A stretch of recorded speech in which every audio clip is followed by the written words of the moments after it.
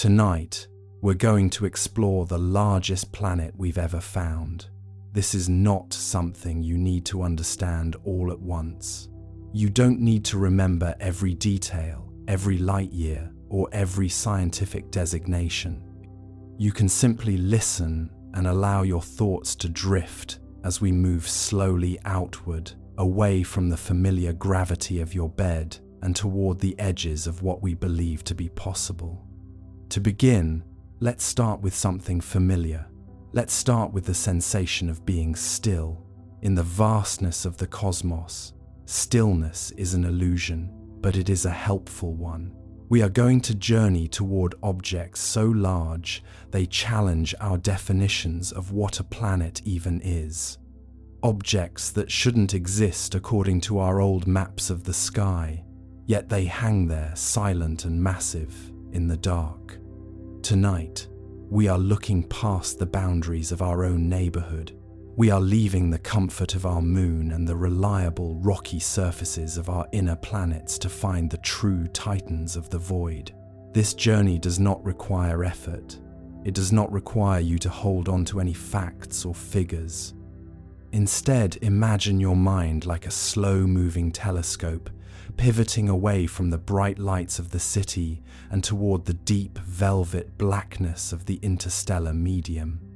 Somewhere out there, orbiting distant ancient stars, are worlds that are almost too large for the laws of physics to permit.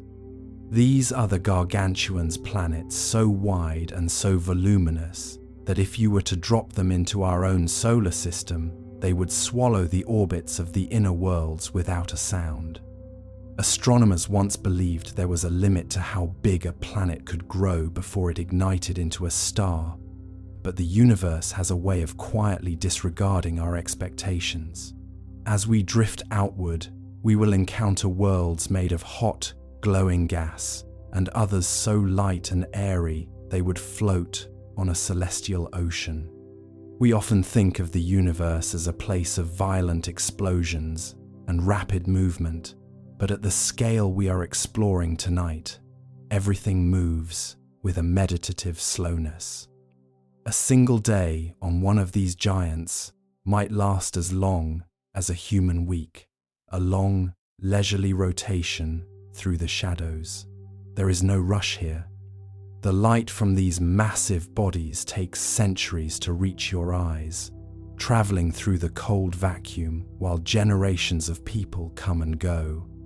As you listen, feel the scale of these worlds pressing gently against your thoughts, replacing the small worries of the day with a vast, rhythmic sense of continuity. We are moving toward the largest things we have ever found, and as we do, the world around you becomes smaller, quieter, and much more peaceful. If you enjoy these deep explorations in space, consider subscribing or hitting the like button. It really helps the channel grow and allows me to make content like this. When we think about a giant planet, we often imagine it in human terms. We think of distances we can walk, or the time it takes to drive across a continent. If you were to walk around the Earth at a steady pace, without stopping, it would take you about a year. It feels like an eternity, a year of footsteps, of seasons changing, just to return to where you started. Jupiter, the king of our own neighborhood, makes the Earth look like a stray marble.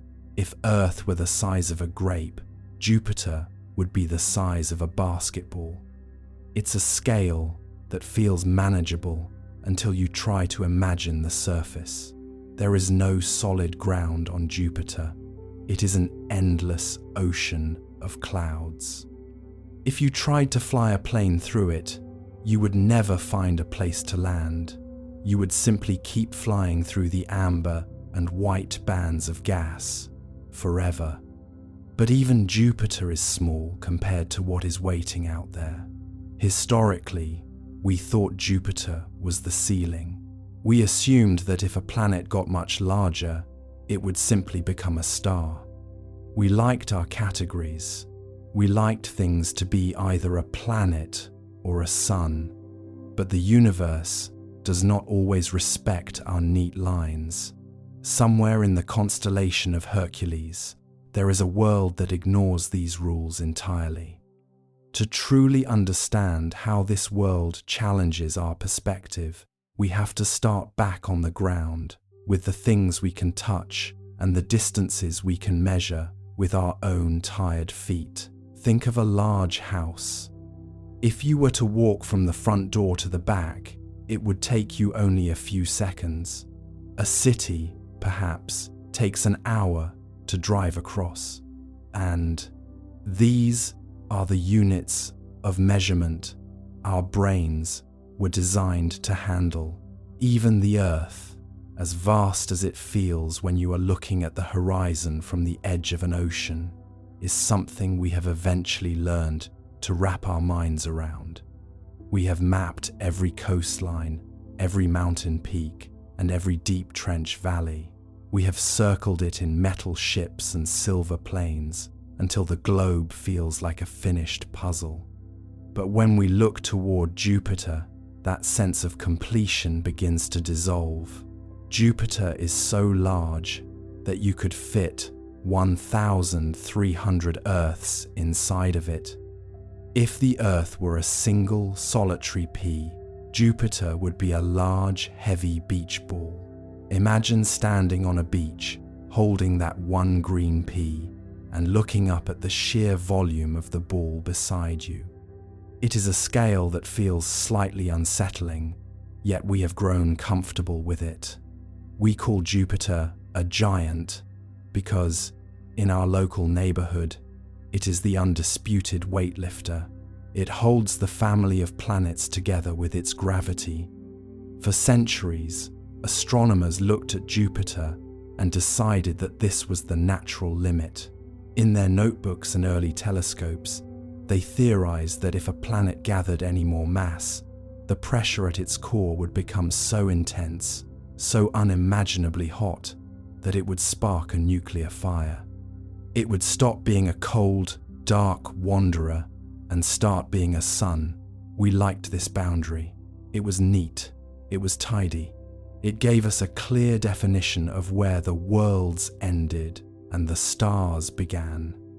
We believed that nature followed a strict hierarchy, much like the kingdoms of old, where every object had a specific rank and a specific size that it was not permitted to exceed.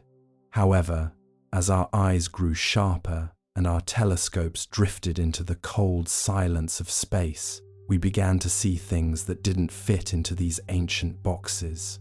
We found that the universe is not a collection of neat categories, but a vast, sloping gradient.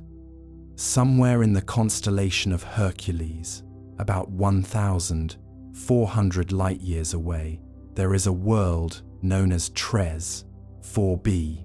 If Jupiter is a beach ball, TRES 4b is something much more difficult to visualize. It is nearly twice the size of Jupiter in terms of its diameter, yet it is strangely light, almost as if it were made of cosmic balsa wood or puffed sugar. This world challenges the very foundation of our planetary physics. It is a puffy planet, a gargantuan sphere of gas that seems to defy the crushing grip of gravity. In our human experience, when things get bigger, they usually get heavier and more solid. If you pile more sand on a dune, it becomes more compact. But TRES 4b does the opposite. It occupies more space than it has any right to, stretching out across the darkness like a giant, glowing lantern. It is so large that its own sun, a star slightly larger and older than our own, is constantly heating its outer layers, causing the planet to swell and bloat until it reaches dimensions that shouldn't be possible.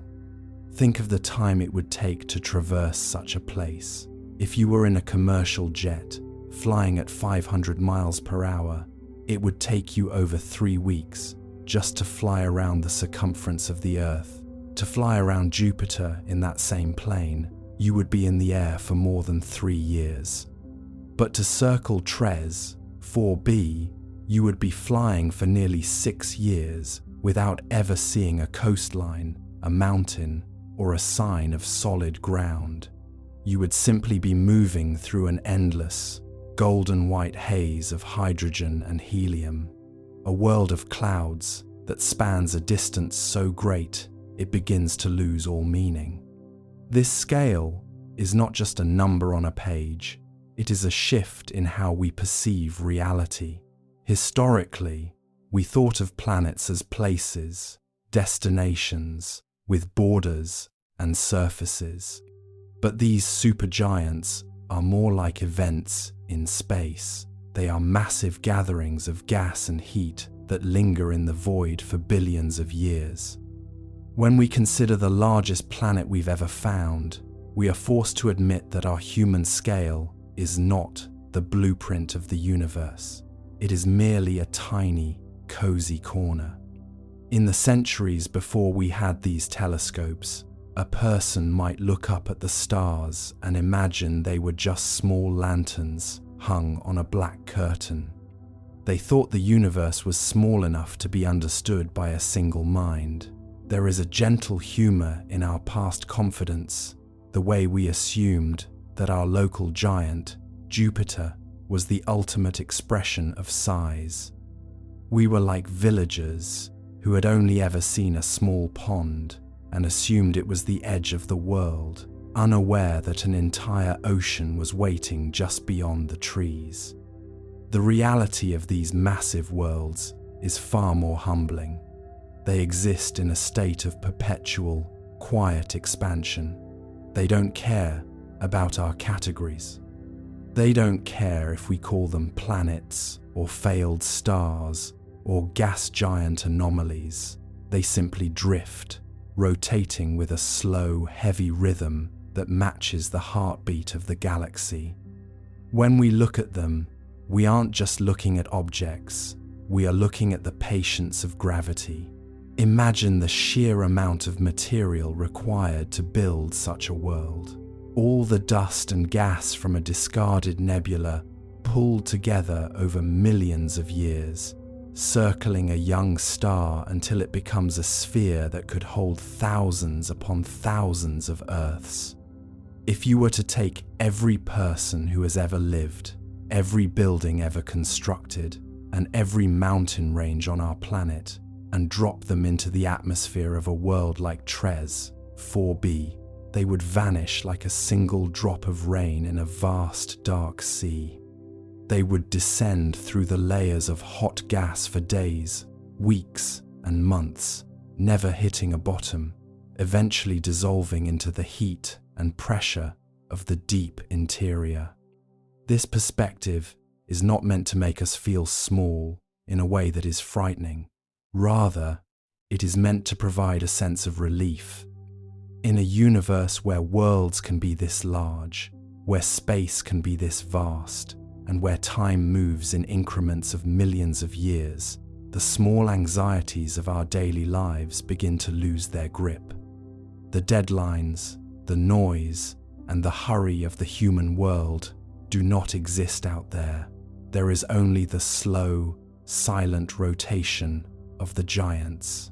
There is only the soft glow of distant suns reflecting off clouds that are wider than entire solar systems. As you drift closer to the edge of sleep, try to visualize that scale. Imagine yourself floating high above the clouds of a world so large the horizon never seems to curve. Below you is an ocean of amber mist, stretching out in every direction for hundreds of thousands of miles. There is no sound here, only the faint, rhythmic pulse of the planet's magnetic field. It is a place of absolute scale and absolute peace. We are no longer bound by the maps of the old world. We are no longer limited by what we thought was the ceiling of the universe.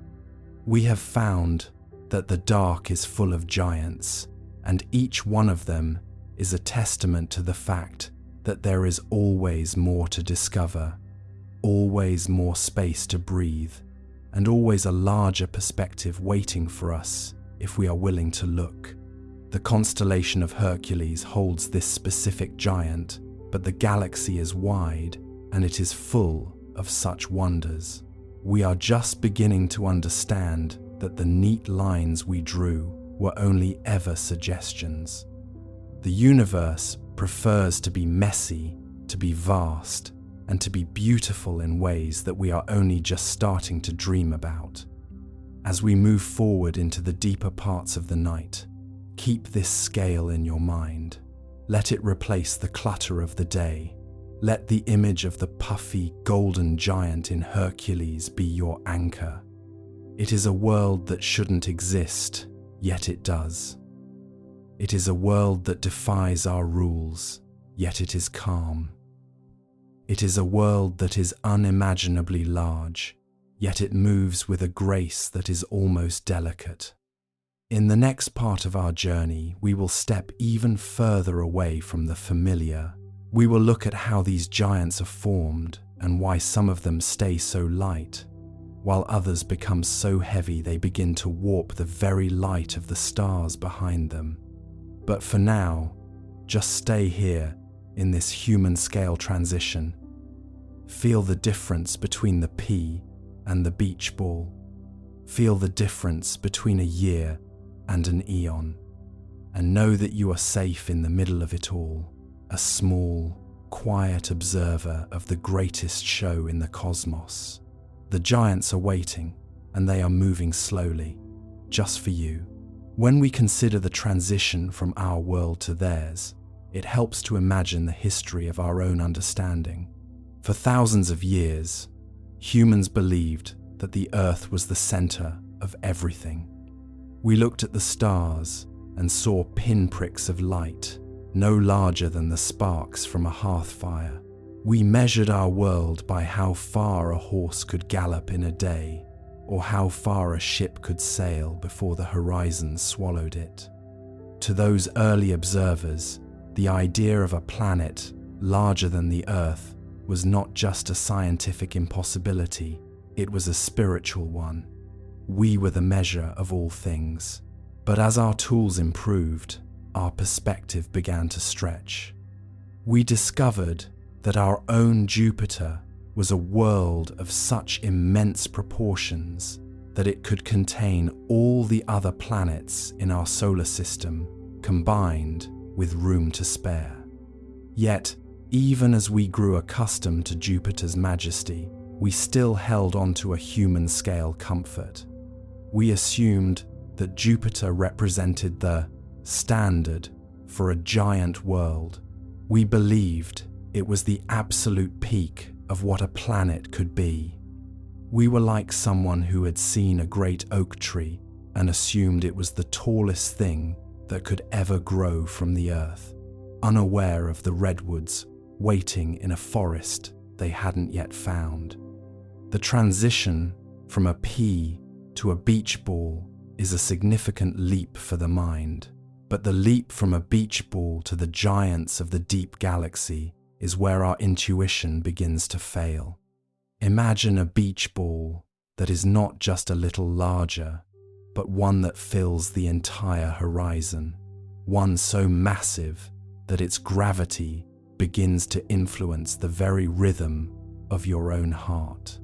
Historically, astronomers were puzzled by the existence of hot Jupiters, planets as large as or larger than our Jupiter, but located so close to their stars that they completed an orbit in just a few days. It seemed like a mistake. It seemed like the universe was breaking its own rules. We liked our categories. We liked the idea that big, gaseous planets stayed far away in the cold, while small, rocky planets stayed close to the warmth. But the universe does not always respect our neat lines. In the deep reaches of the Hercules constellation, we found worlds that were twice the size of Jupiter, but as light as a handful of feathers. We found worlds that were so heavy they were almost stars. We found that the scale of planet is much broader and more creative than our small local neighborhood suggested. To feel the difference between a year and an eon, think of the way we measure time in our daily lives. A year is a cycle of seasons. It is the time it takes for the leaves to turn brown, for the snow to fall, and for the flowers to bloom again. It feels like a substantial amount of time. We mark our milestones by it. But in the life of a giant planet, a year is nothing more than a momentary vibration. Many of the worlds we are exploring tonight have been in their orbits for 4 or 5 billion years. They were turning in the dark before the first single-celled organisms appeared in Earth's oceans. They will be turning long after the sun has exhausted its fuel and the Earth has become a silent cinder. This scale of time is not meant to be overwhelming. It is meant to be a sanctuary. When you align your thoughts with an eon, the stresses of a single afternoon begin to evaporate. The deadlines, the conversations, the small worries about the future, they are all temporary ripples on a very deep, very still ocean. You are a small, quiet observer, and you are permitted to let the urgency of the human world fade away. The giants are not in a hurry. They have all the time in the world, and by listening to their story, so do you. Historically, we thought of space as a vacuum, a place of nothingness. But as we transition into this larger perspective, we realize that space is full of structure. It is held together by the invisible threads of gravity. This force is what connects the pea to the beach ball. It is what keeps the moon in its orbit and what keeps you safe in your bed. It is a constant, reliable presence. Even in the deepest reaches of the Lacerta or Lyra constellations, gravity is working with the same quiet precision that it does here. There is no place in the universe where you are not held. Imagine the sheer volume of a world that is twice the diameter of Jupiter. If you were to fly a plane across its surface, you would be traveling for years. You would see storms that have lasted for 10,000 years. You would see aurorae that span the width of our entire planet. And yet, this massive object is just one of billions. The scale is so vast that it becomes a form of stillness. When things are this large and this distant, their movement becomes a slow, rhythmic pulse. It is a cosmic lullaby, a heavy and restorative rhythm that you can feel in the very marrow of your bones. We are now stepping away from the familiar maps of the sky. We are moving toward the boundary breakers and the dark mirrors. We are moving toward worlds that challenge our definitions and stretch our imaginations. But as we do, remember that you are not lost. You are simply expanding. You are moving from a small room into a vast hall, and the air is cool and quiet. The giants are waiting for you, but they are patient. They have been waiting for billions of years, and they are moving, slowly, just for you. Feel the weight of your body as it settles into the mattress. This is your anchor. This is your human-scale reality. But your mind is free to wander. It is free to drift across the light years, to witness the birth of a puffy giant, and to watch the backward orbit of a rebel world. You are safe in the middle of it all. You are a witness to the greatest show in the cosmos, and you have the best seat in the house. As we transition into the first scale loop, let the image of the pea and the beach ball linger in your mind. It is a simple comparison, a way to keep your bearings as the distances grow. The universe is big, but it is built from the same simple blocks that we find in our own homes. The hydrogen in a distant giant is the same hydrogen in a glass of water. The gravity that pulls on a star is the same gravity that pulls on you. We are all part of the same story, told on different scales. The giants are rotating, the light is traveling, the night is deep, and you are exactly where you need to be. Now let's slowly expand outward. One level beyond our own solar system lies a world called HAT P1b. It is located about 450 light-years away. To understand that distance, imagine a beam of light leaving that planet during the era of the Renaissance and only just arriving at your window tonight. HAT P1b is a hot Jupiter. It is about 37% wider than Jupiter, but it has only half its mass. It is a giant, but it is a gentle giant. It is what scientists call a puffy planet. If you had a bathtub large enough to hold it, which would be a very large bathtub indeed, this planet would float. Scientists understand this world by observing how it dims the light of its parent star. Now let's slowly expand outward. One level beyond what we just explored lies HAT P1b. It is located about 450 light-years away in the constellation Lacerta, the Lizard. To understand that distance, imagine a beam of light leaving that planet during the era of the Renaissance and only just arriving at your window tonight. While humanity was busy rediscovering art and mapping the small, salty oceans of Earth, the light from this giant was already beginning its long, silent trek through the vacuum, carrying the news of its existence to us at the speed of causality. HAT P1b is what we call a hot Jupiter, but even that title feels a bit too rigid for a world this strange. It is about 37% wider than Jupiter, making it a sphere of staggering proportions, yet it possesses only half of Jupiter's mass. If we could somehow bring this planet to Earth and place it in a body of water larger than the Atlantic, larger than the Pacific, a bathtub the size of a solar system, this planet would not sink. It would bob on the surface like a cork. It is a world made of nothing but the lightest mists and the softest gases, held together by a gravity that seems almost reluctant to pull too hard. Scientists understand this world by observing how it dims the light of its parent star. When the planet passes in front of its sun, it casts a shadow across the light years, a tiny dip in brightness that tells us its size and its secrets. What we know so far suggests that it is made almost entirely of hydrogen and helium, heated to extreme temperatures by its sun. It orbits so close to its star that a year there lasts only 4.5 days.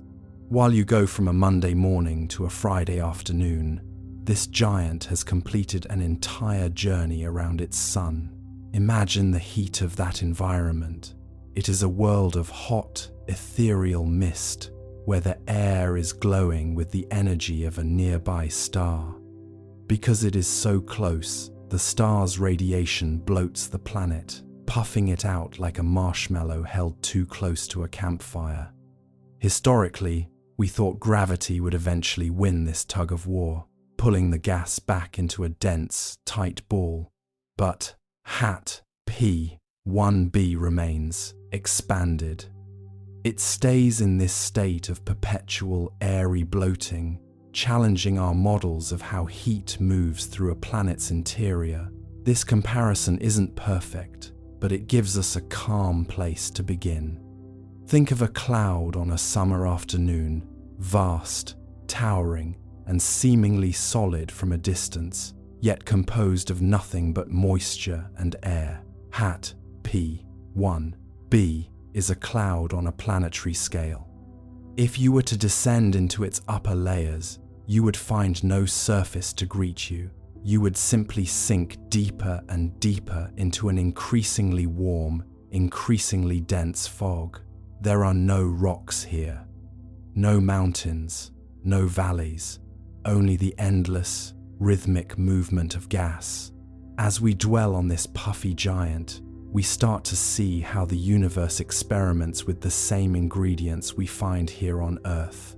Hydrogen and helium are the most common elements in the cosmos. They are the same elements that power the stars and lift the balloons at a child's birthday party. Here, they have been gathered in such immense quantities that they have become a world that is 1.3 times the size of Jupiter but as light as a handful of feathers. It is a quiet mystery, one that doesn't demand an answer today. Astronomers suggest that perhaps there is an internal heat source we haven't accounted for, or maybe the way the planet's magnetic field interacts with the solar wind keeps it inflated. These are possibilities we weigh with the same patience the planet uses to orbit its sun. There is no rush to find the truth. The universe moves slowly, and so can we. Consider the silence of Hat P1b. In our world, size often correlates with noise, the roar of an engine, the crash of a wave, the bustle of a city. But this giant moves through the void in absolute silence. It has no moon to pull at its tides, no solid crust to grind and shift. It is a singular, massive presence, glowing faintly with the reflected light of a star that is far too close for comfort. In the time it takes for you to take a single deep breath, Hat P1b has traveled miles in its orbit. It is moving at a speed that would shatter any machine we've ever built. Yet from our perspective, 450 light-years away, it appears motionless. It is a frozen point in a database, a gentle dip in a light curve. This is the duality of the cosmos. The most violent, high-speed events are often the most peaceful when viewed through the lens of distance. As you listen, let your mind drift into that soft, gaseous interior.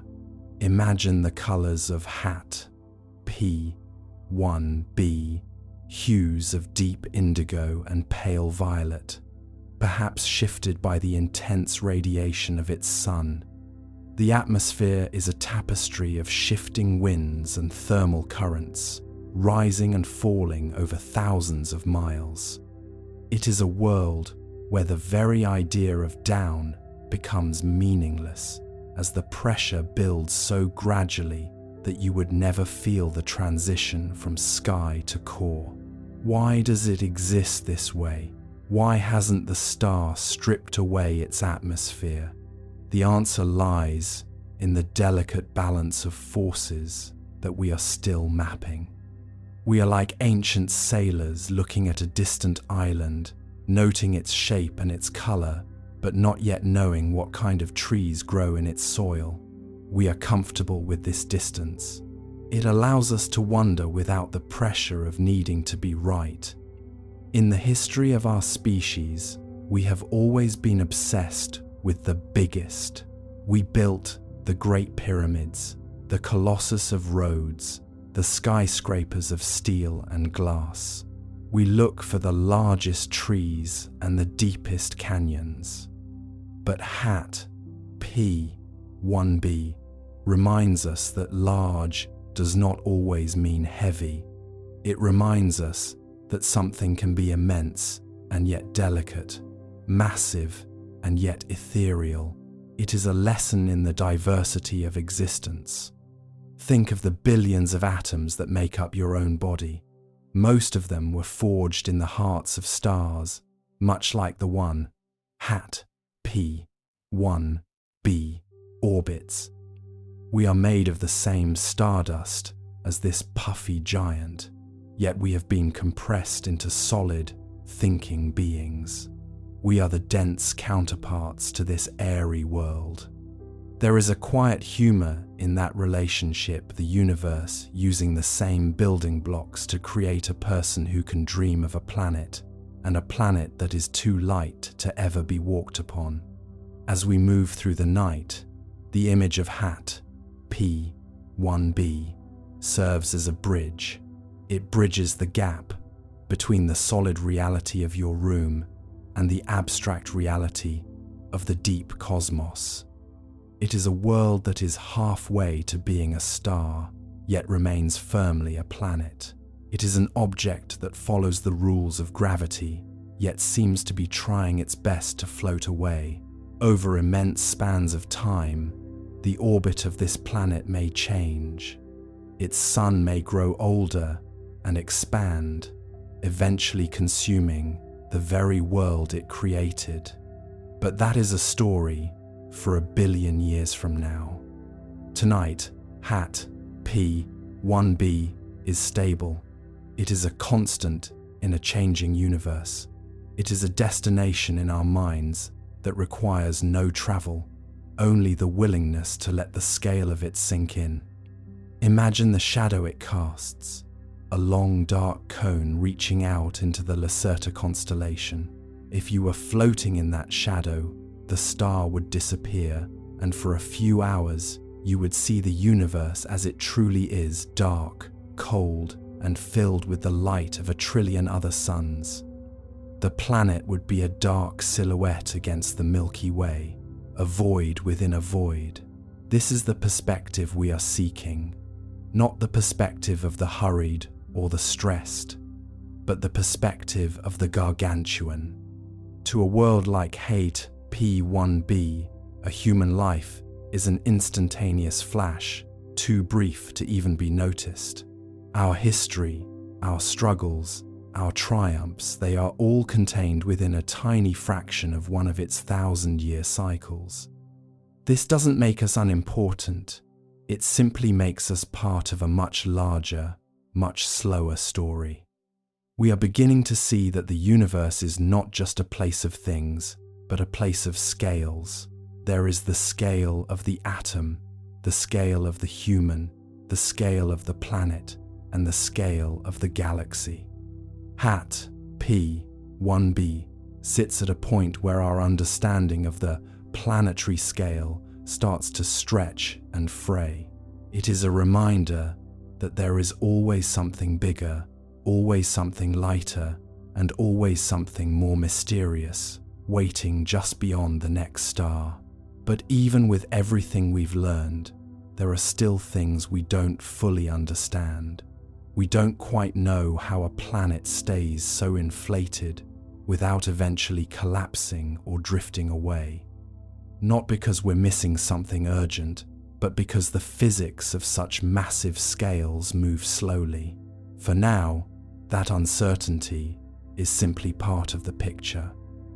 It doesn't need to be resolved tonight. As we leave the puffy giant behind, we carry with us the sense of its lightness. We carry the idea that mass and volume are not the same thing. We carry the peace of knowing that even the largest objects in the sky can be as gentle as a cloud. The universe is wide, and it is patient, and it is filled with worlds that we are only just beginning to name. The stars in the constellation Lacerta are dim to the naked eye, but in our minds, they are bright. They are the anchors for worlds like Hat P1b. They are the hearths around which these giants huddle. And as we drift further out, the distance between these hearths will grow, the darkness will deepen, and the planets will become even more strange. But for now, just feel the lightness of Hat P1b. Feel the way it floats in the dark, a massive, airy sphere of gas that is perfectly content to be exactly what it is. It doesn't need to be solid, It doesn't need to be a star, it only needs to exist. And as it exists, so do you, safe, still, and part of the same silent architecture that holds the puffy giants in their places.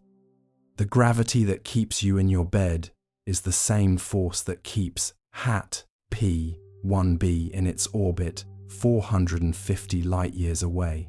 We are all connected by these invisible threads, these laws of nature that move with a deliberate, unhurried grace.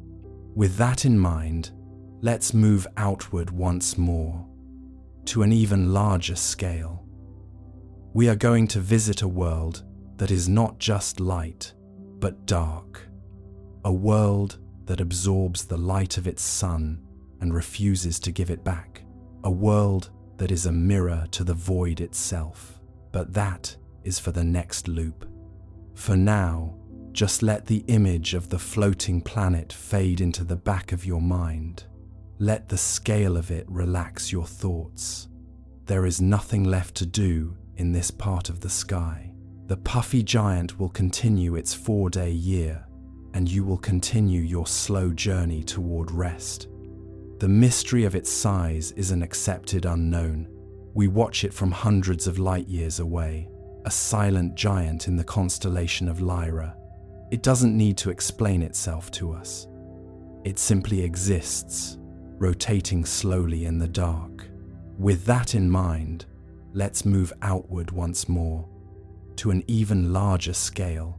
TRES 4b is a world that shouldn't technically be possible according to the blueprints we once drew for the cosmos.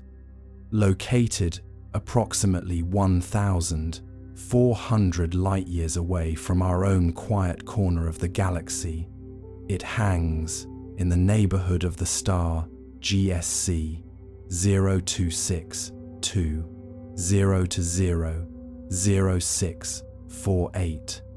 To imagine that distance, think of the light you see tonight from that star. It began its journey across the vacuum long before the modern world was even a dream. It traveled through the silence while empires rose and fell, arriving only now to tell us that something massive is lurking in the constellation of Lyra. This planet is a titan of the puffy variety, but it pushes that definition to its absolute breaking point. It is roughly 1.7 times the diameter of Jupiter, making it one of the largest exoplanets ever catalogued in terms of sheer volume. Yet, despite its gargantuan size, its mass is only about 3/4 that of Jupiter. It is a world that has expanded like a giant, dark lung, breathing in the heat of its parent sun and refusing to exhale. It is so large that its own gravity struggles to maintain a grip on its outer layers. It is a fragile giant, a world of whispers and shadows, held together by the barest of margins. When we look at TRES 4b, we are looking at a world that is nearly as light as cork. If you could find an ocean wide enough to hold it, this planet would not sink to the bottom of the abyss. It would float on the surface, a massive, dark sphere drifting through the waves. This low density is a profound scientific puzzle. In our traditional understanding of planetary formation, a world this size should have enough gravity to crush its gases into a much denser, more compact form. But TRES 4b remains stubborn. It stays bloated, a great ethereal ghost of a planet that defies the crushing weight of its own existence. The reason for this puffiness is a subject of quiet wonder. Its parent star is much larger and more luminous than our Sun, and TRES 4b orbits it at an incredibly close distance, only about 4.5 million miles away. For comparison, our Earth is 93 million miles from the Sunday. At such a close range, the planet is bathed in a relentless searing heat that keeps its atmosphere in a state of perpetual expansion. It is a world where the very air is trying to escape into the vacuum of space, held back only by the lingering ghost of gravity. Historically, we assumed that such close proximity to a star would eventually strip a planet bare, leaving behind only a scorched, rocky core. But TRES 4b has endured. It has found a way to remain a giant, a dark mirror reflecting almost none of the light that hits it. It is one of the darkest worlds we have ever found, absorbing more than 99% of the starlight that reaches it. It is a planet made of charcoal and ink, a void within the light of its sun. If you were to fly toward it, you wouldn't see a bright, shining sphere like Jupiter. You would see a silhouette, a hole in the stars, a deep, silent absence in the sky. This darkness is not because the planet is cold. On the contrary, it is incredibly hot, with temperatures exceeding 1,500 degrees Celsius. But the chemistry of its atmosphere, likely filled with vaporized sodium and potassium, acts like a sponge for light. It drinks in the energy of its star, trapping it within its deep, gaseous layers. It is a world that hoards its heat, a silent collector of photons. This creates a strange paradox, a planet that is burning hot, yet looks as cold as the void itself. Imagine the scale of the storms that must brew in such a place. On Earth, our weather is driven by a relatively small amount of solar energy and the rotation of a solid world. On TRES 4b, the energy is millions of times more intense, and there is no solid ground to break the wind. The atmosphere is a continuous, churning ocean of gas, where storms the size of entire continents can rage for centuries without ever slowing down. Yet, because the planet is so low density, these storms move through a medium that is thinner than the air on a mountain peak. It is a world of high-speed ghosts, of hot, thin winds that carry no moisture, only the heat of a nearby sun. To a human observer, the passage of time on TRES 4b would feel incredibly fast, yet the scale would make it feel eternal. A year on this planet, one full revolution around its star, takes only 3.5 Earth days. You could celebrate 1,000 birthdays in the time it takes for a single human child to grow to adulthood. But while the clock moves quickly, the landscape, if we can call it that, remains unchanged. There are no seasons here, only the constant, unwavering glare of the star and the eternal dark heat of the atmosphere. As we contemplate this dark mirror, we begin to realize how much of our knowledge is based on the exceptions, not the rules. Our solar system is a relatively quiet, orderly place. We have small, rocky planets close to the sun and large, cold gas giants far away. We thought this was the template for the entire universe. But TRES 4b tells us that the universe is far more chaotic and creative than we imagined. It shows us that you can have a giant world where it shouldn't be, made of materials that shouldn't stay so light, under conditions that should have destroyed it eons ago. This brings a certain peace to the mind. If the laws of the universe can allow for such a strange, beautiful anomaly, then perhaps the rules we set for our own lives are not as rigid as they seem. We live in a cosmos that finds a way to sustain the impossible. TRES 4b is a testament to the resilience of matter and the patience of time. It doesn't rush to become a star.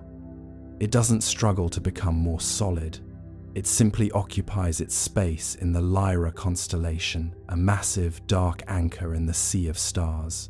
Consider the silence of its orbit. Even though it is moving at tens of thousands of miles per hour, there is no sound in the vacuum. There is no friction to create a roar. It is a silent, high-speed ballet, a world falling forever around its star in a perfect, endless loop.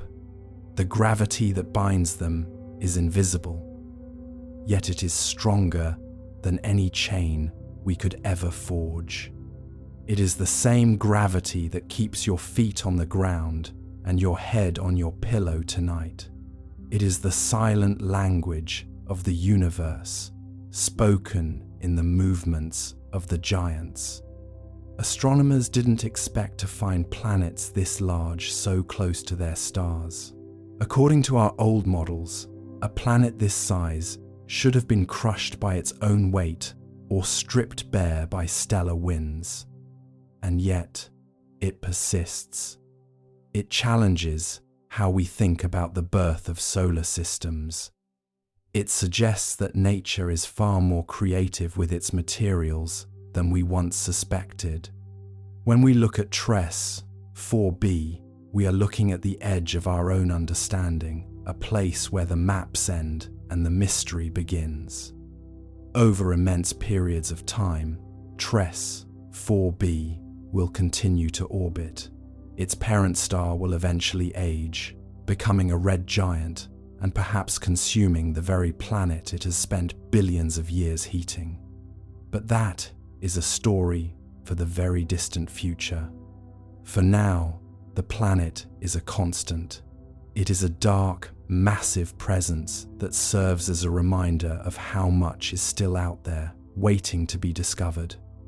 It is a world that asks nothing of us, requires nothing from us, and exists entirely for its own sake. As you drift deeper into the night, let the image of this dark mirror calm your thoughts. Imagine the vast, light-absorbing clouds of TRES 4b passing slowly across your vision. They are dark, soft, and infinitely deep.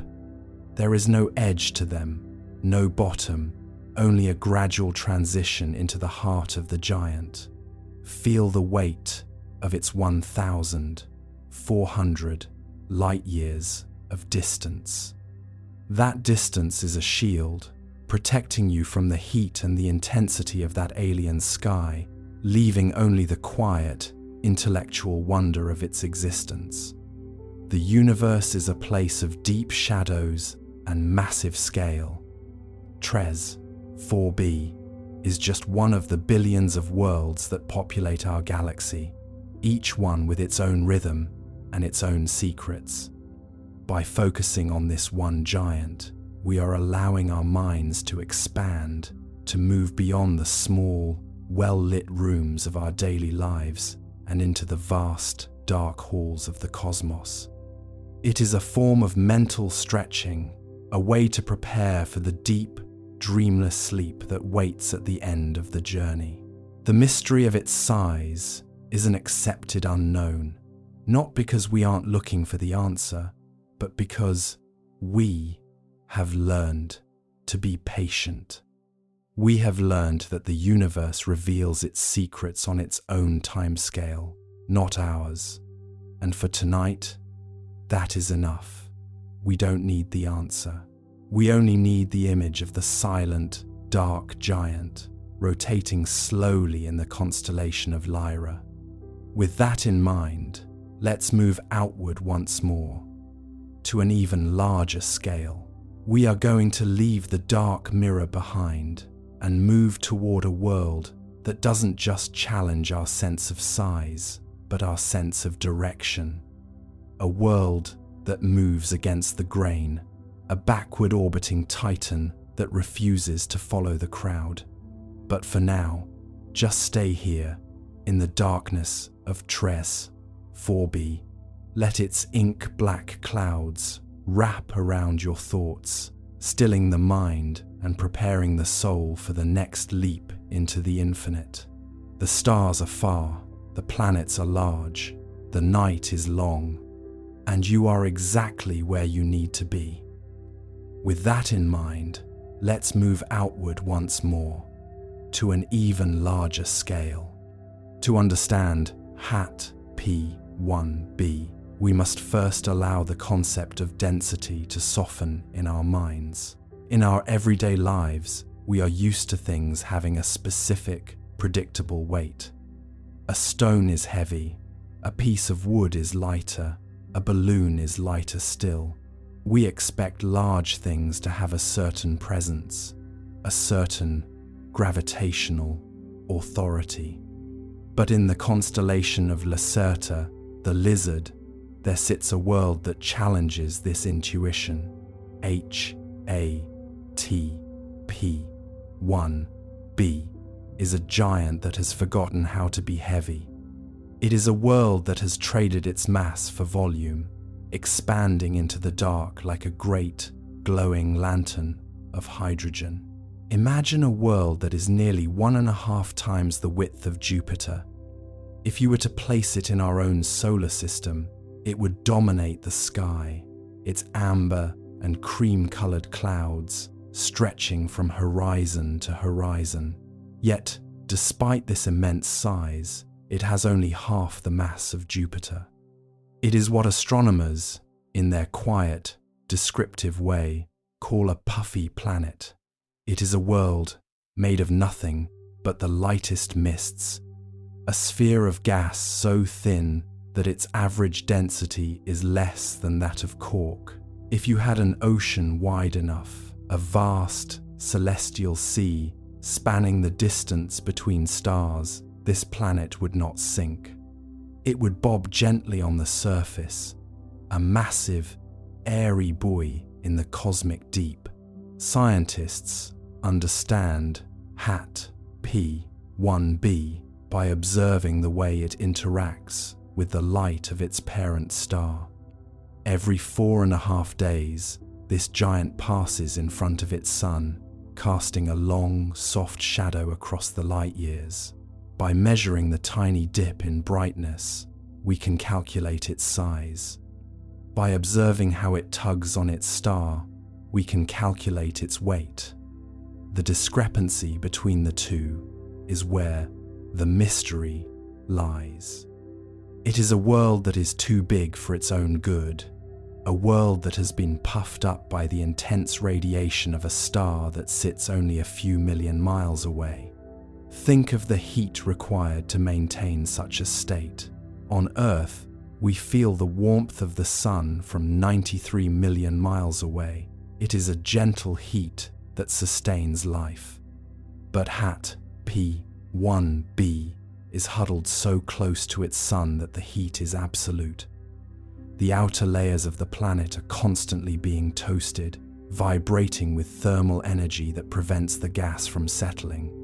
The atoms of hydrogen and helium are in a state of perpetual agitation, pushing outward against the pull of gravity, keeping the planet inflated like a marshmallow held too close to a fire. Historically, we thought that such puffy worlds were an impossibility. We assumed that the sheer weight of all that gas would eventually cause the planet to contract, to become a dense, heavy ball of liquid metallic hydrogen. We liked our planets to be compact, but the universe does not always follow our preferences for tidiness. HAT P1b remains expanded, a massive, ethereal ghost of a world that persists despite the laws of physics as we once wrote them. It suggests that there is an internal heat source we have yet to fully map, or perhaps a magnetic interaction that keeps the atmosphere from collapsing. The mystery of its inflation is an accepted unknown. We watch it from 450 light-years away, a silent, bloated giant that moves with a speed that defies its airy nature. In the time it takes for you to breathe out, HAT P1b has traveled miles in its orbit. It is racing around its star, completing an entire year in less time than it takes for a human work week to pass. Yet, from our perspective, there is no sense of rush. The distance turns that frantic speed into a slow, rhythmic flicker of light. It is a peaceful movement, a cosmic repetition that has continued for billions of years. Imagine descending into the clouds of Hat P1b. There would be no sudden impact, no solid ground to greet you. You would simply pass from the vacuum of space into a thin, hot haze. As you sank deeper, the haze would become thicker, the colors shifting from a pale violet to a deep, glowing orange. The pressure would build so gradually that you might not even notice the transition. It is a world of pure atmosphere, a place where the concept of a surface is meaningless.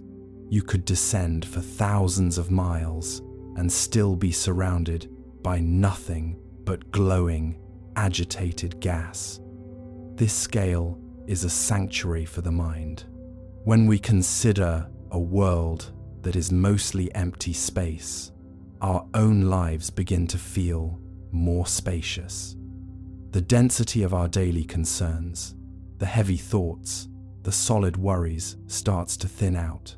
We realize that even the largest things in the universe can be light. We realize that size does not have to equal weight. You are allowed to be light tonight. You are allowed to let your thoughts expand until they are as thin and as harmless as the mists of Hat P1b.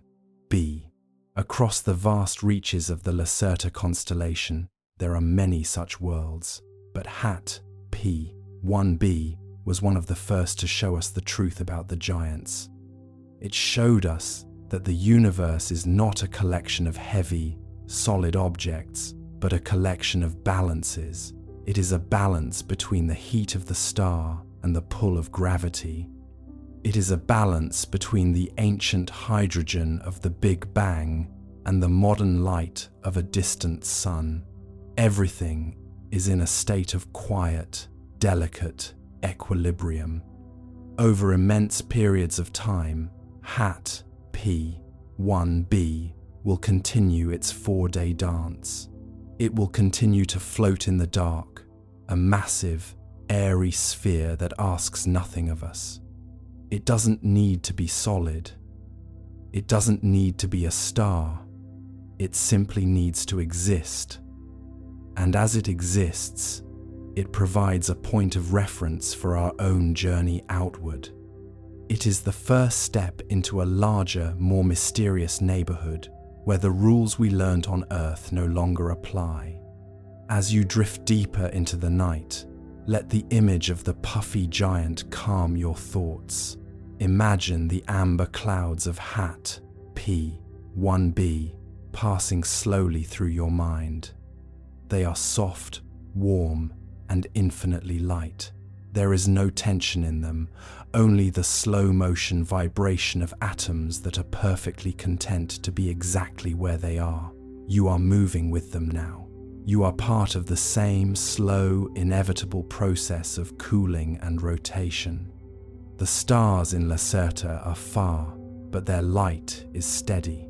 The giants are large, but their presence is gentle. The night is long, and you have all the time you need to explore these distant shores.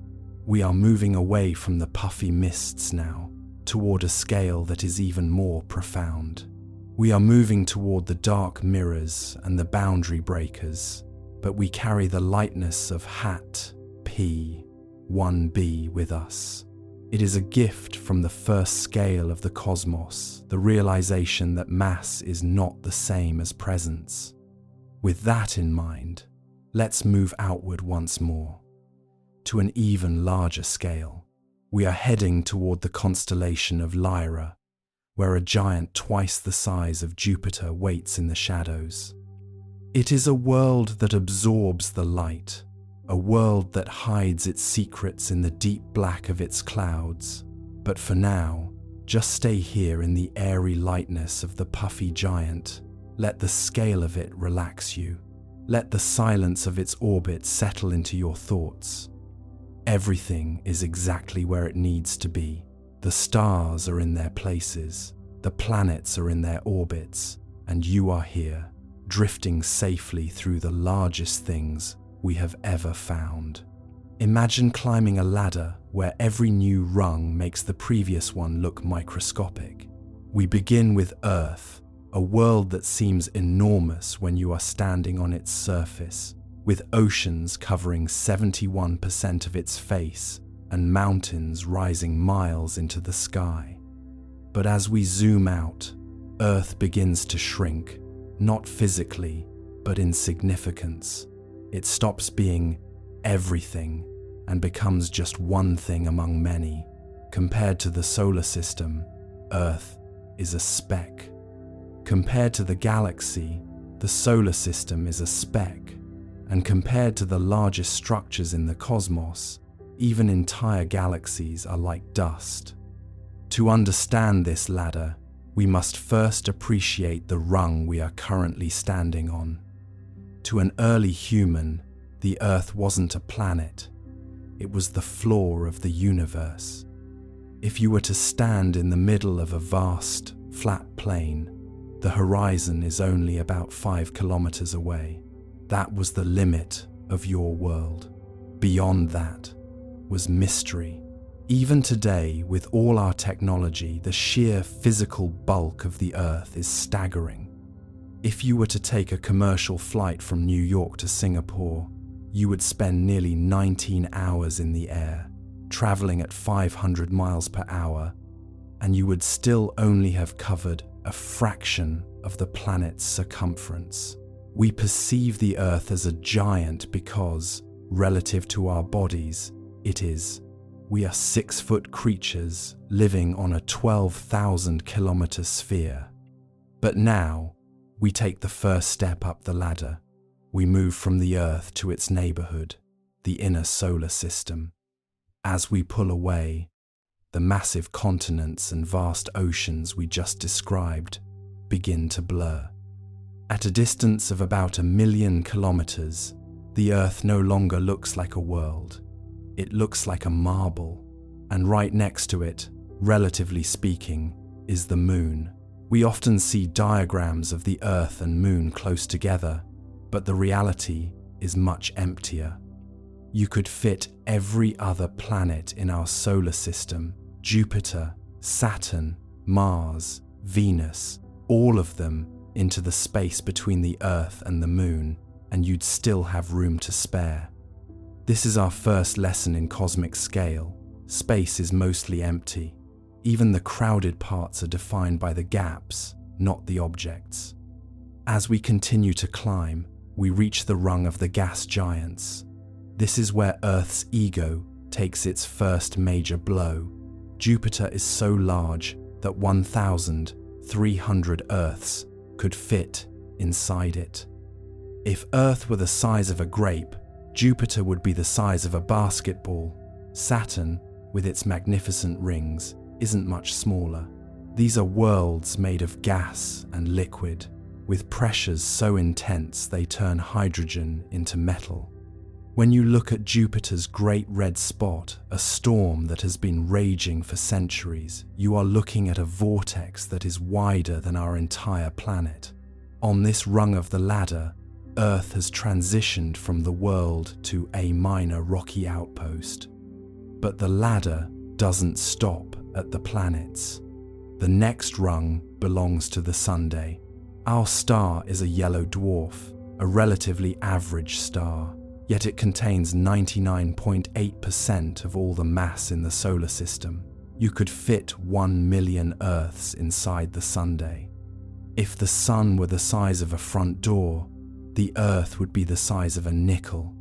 At this stage, the scale of the planets, even Jupiter, starts to look trivial. The Sun's gravity is the anchor that holds everything together, reaching out billions of miles to the frozen edges of the Kuiper Belt. Yet, even the Sun is just a starting point. We climb higher, and now we are looking at the interstellar neighborhood.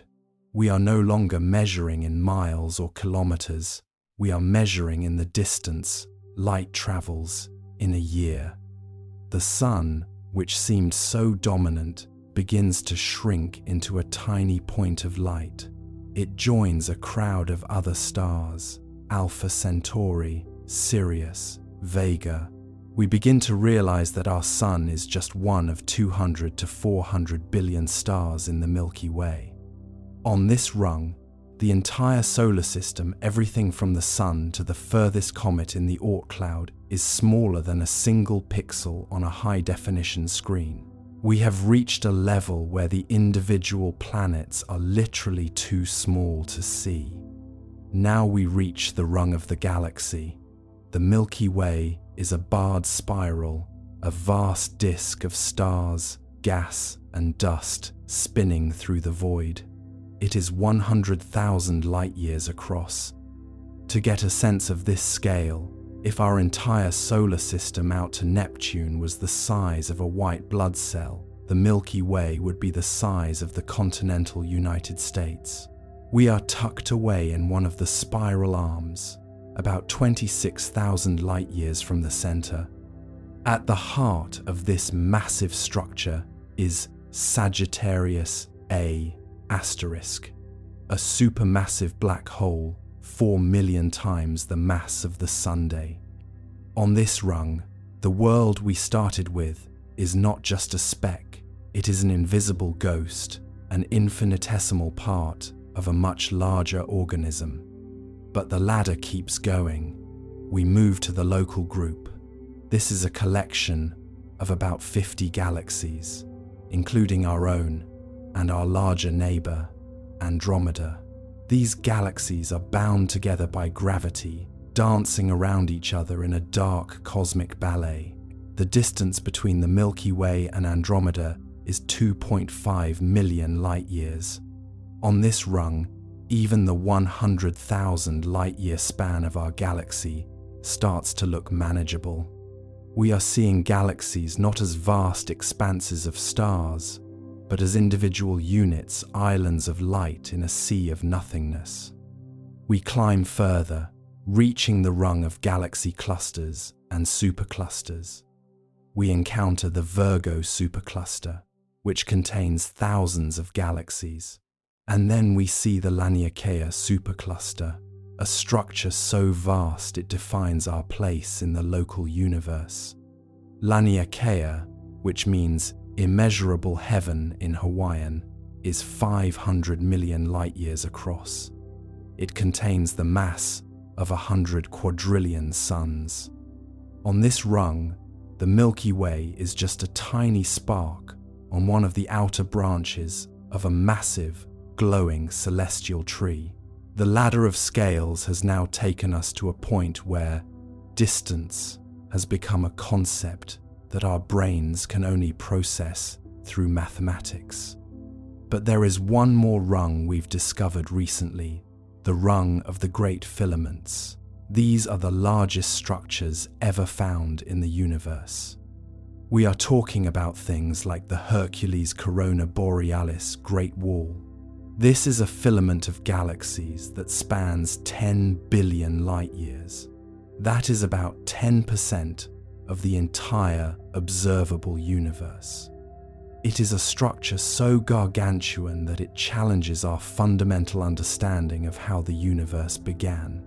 According to the cosmological principle, the universe should be smooth and uniform on such large scales, yet here is a wall of matter that defies that smoothness. On this final rung, we aren't just looking at stars or galaxies. We are looking at the cosmic web, the very skeleton of reality. Think back to where we started, a 5-kilometer walk to the horizon. We have climbed from that walk to a structure 10 billion light-years long. The ratio between a human stride and the Great Wall is almost too large to write down in zeros. This is the ladder of scales. It is a journey of systematic humiliation for the human ego, but it is also a journey of profound discovery. Every time we move up a rung, we lose something and we gain something. We lose the feeling of being the center of the universe. We lose the idea that our planet is a massive, indestructible fortress. But we gain a perspective that no other known species possesses.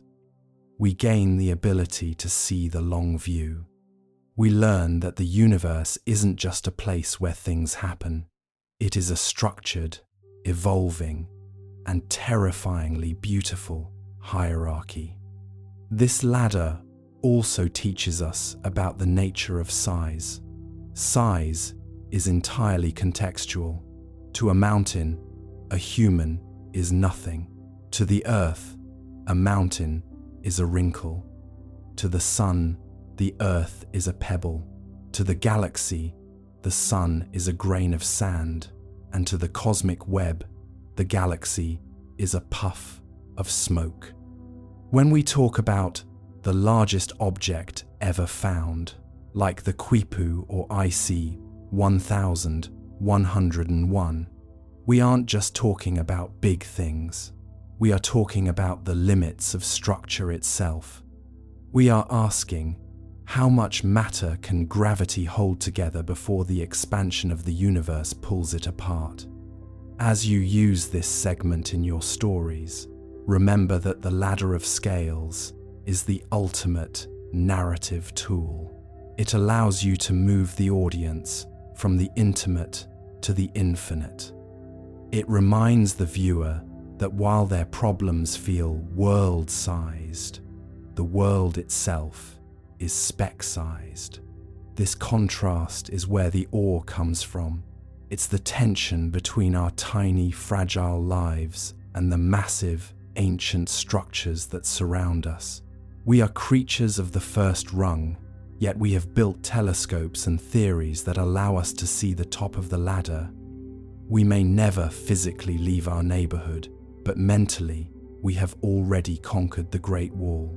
We have mapped the Laniakea supercluster from the surface of a small, rocky planet orbiting an ordinary star. So, when you look at the night sky, try to see the rungs. Don't just see points of light. See the depth. Unmer. See the moon just above us, the planets further out, the stars beyond them, and the faint glow of distant galaxies beyond those. Understand that you are standing on the bottom step of a ladder that goes on forever. The horizon isn't 5 kilometers away, it's 46 billion light years away in every direction. And the fact that you can even conceive of that distance means that while you are physically small, your mind is as vast as the ladder itself. We have seen the scale, we have felt the shrink. Now, in the next segments, we will look at the bridge that connects these rungs, light itself. We will see how we cross these distances not with rockets, but with our eyes. The ladder is tall, but the view from the top is spectacular. To climb this ladder of scales is to participate in a systematic dismantling of our own intuition. We start with the Earth, our human anchor, where the horizon is a mere 5 kilometers away. On this first rung, we are masters of our domain. We measure the world in footsteps and hours. But the moment we look up and contemplate the lunar gap, that 384,400 kilometer chasm, we realize that our biological yardsticks are already starting to snap. If you were to drive a car at highway speeds toward the moon, it would take you 6 months of non-stop travel. If you chose to walk, you would need 9 years of your life. Already, on just the second rung of the ladder, the human scale has become a burden rather than a tool. As we ascend to the solar anchor, the numbers don't just grow, they transform.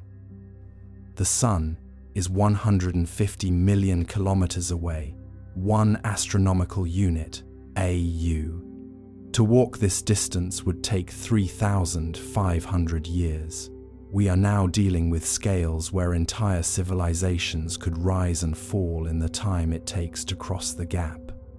This is why we must transition to the most fundamental constant in the universe: light. Light is the only thing fast enough to act as a bridge across these gulfs. It travels at 300,000 kilometers per second. It can circle the Earth 7 times in a single heartbeat. Yet, even light takes 8 minutes to reach us from the Sunday. When we look at the Sun, we are not seeing it as it is now, but as it was nearly 9 minutes ago. We have begun our transition from space travelers to time travelers. The ladder takes us further into the interstellar neighborhood. Here, the Sun, a star that could hold 1 million Earths, shrinks into a tiny, flickering point of light among billions of others. We find ourselves in the Milky Way, a barred spiral galaxy, 100,000 light-years across. To grasp this, imagine the entire Earth is the size of a single grain of sand. In this scale, the Milky Way would be the size of the entire United States. Every star you see in the night sky is just a local neighbor in our small corner of this vast continental structure.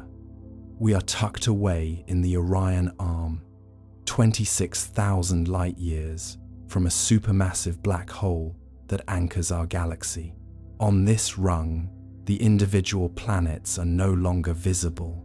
They are ghosts lost in the glare of 200 billion suns. But the ladder does not end at the edge of our galaxy. We reach the rung of the local group, a collection of 50 galaxies bound together by gravity. Our sister galaxy, Andromeda, sits 2.5 million light-years away. If the Milky Way is a city of light, the local group is a small cluster of towns separated by vast, dark countrysides. Beyond this lies the Virgo supercluster, a massive assembly of thousands of galaxies. And beyond that, the Laniakea supercluster, a structure so gargantuan it spans 500 million light-years.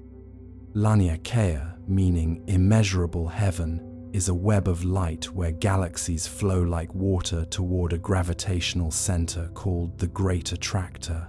As we reach the highest rungs, we encounter the defiant anomalies, structures that shouldn't exist.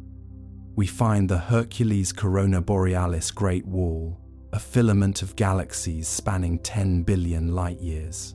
This structure represents 10% of the entire observable universe. Its very existence challenges the cosmological principle, which assumes the universe should be smooth and uniform on large scales. This wall is a giant knot in the fabric of space-time, a testament to the fact that the ladder of scales still has rungs we don't fully understand. We see giant circles in the cosmic microwave background and cold spots that hint at collisions with other universes or remnants from before the Big Bang itself. We also witness the monster galaxies like IC 1101. While our Milky Way is 100,000 light-years wide, IC 1101 is 6 million light-years across. It is an elliptical giant that has grown by devouring thousands of smaller galaxies over billions of years. If you placed IC 1101 where the Milky Way is today, it would swallow up Andromeda and most of our local group. It is a graveyard of stars, a terminal point in the evolution of galactic structures. At this scale, even the light that bridges the rungs takes millions of years to cross from one side of a single galaxy to the other. The ladder of scales reveals a universe that is a system of systems. Atoms form molecules. Molecules form dust. Dust forms planets. Planets orbit stars. Stars cluster into galaxies. And galaxies weave into the cosmic web. When we think about the strangeness of space, We often imagine it in human terms. We think of distances we can walk, or a drive across the country. If you were to walk around the Earth at a steady pace, it would take you about a year of constant movement. That feels like a long time. It is a scale we can almost grasp, the soreness in our legs, the changing of the seasons. But space does not care for our walking speeds. If we were to take a standard passenger jet and try to fly to the moon, it would take us about 18 days. To reach the sun, that same plane would have to fly for 19 years. You would board as a young adult and disembark as someone looking toward middle age, all while traveling through a vacuum that feels like nothing yet contains everything. Astronomers often find things that challenge these human measures. We look for patterns, for things that make sense, like a house or a car or a familiar street. But the further we look, the more we find objects that defy our expectations of how matter should behave. This comparison isn't perfect, but it gives us a calm place to begin. To truly appreciate the strangeness of the deep cosmos, we must first acknowledge the limits of our own senses. Our eyes evolved to spot fruit in trees and movement in the tall grass. Our hands are designed to grip tools and feel the texture of the earth. We are built for a world of medium sizes, medium speeds, and medium temperatures. When we step outside this narrow corridor of experience, the universe begins to look less like a home and more like a vast, beautiful, and utterly indifferent ocean of mystery. Consider, for a moment, the concept of a long walk. For most of us, walking for 4 or 5 hours is a significant undertaking. It leaves us tired, our muscles humming with a dull ache, our minds focused on the destination. If you were to walk around the entire circumference of the Earth, it would take you nearly a year of constant, rhythmic movement, never stopping for sleep or food. This is the largest thing most of us will ever interact with the planet itself. And yet, on the scale of the things we have discovered in the dark, the Earth is little more than a speck of dust caught in a sunbeam. It is a tiny, fragile marble in a room the size of a cathedral. When we talk about the strangest objects in space, we are often talking about things that violate our sense of density. On Earth, we know what a rock feels like. It is heavy, solid, and dependable. We know what water feels like and how air feels when it brushes against our skin. But in the deep reaches of the Milky Way, we have found objects like neutron stars, remnants of giant suns that have collapsed under their own weight. To understand the strangeness here, imagine taking a mountain, something like Mount Everest, and crushing it down until it is the size of a single sugar cube. That is the density of a neutron star. A single teaspoon of its material would weigh billions of tons. It is matter, but not matter as we understand it. And it is matter pushed to its absolute limit, a physical manifestation of gravity's overwhelming power. Even our sense of time is a human-scale illusion.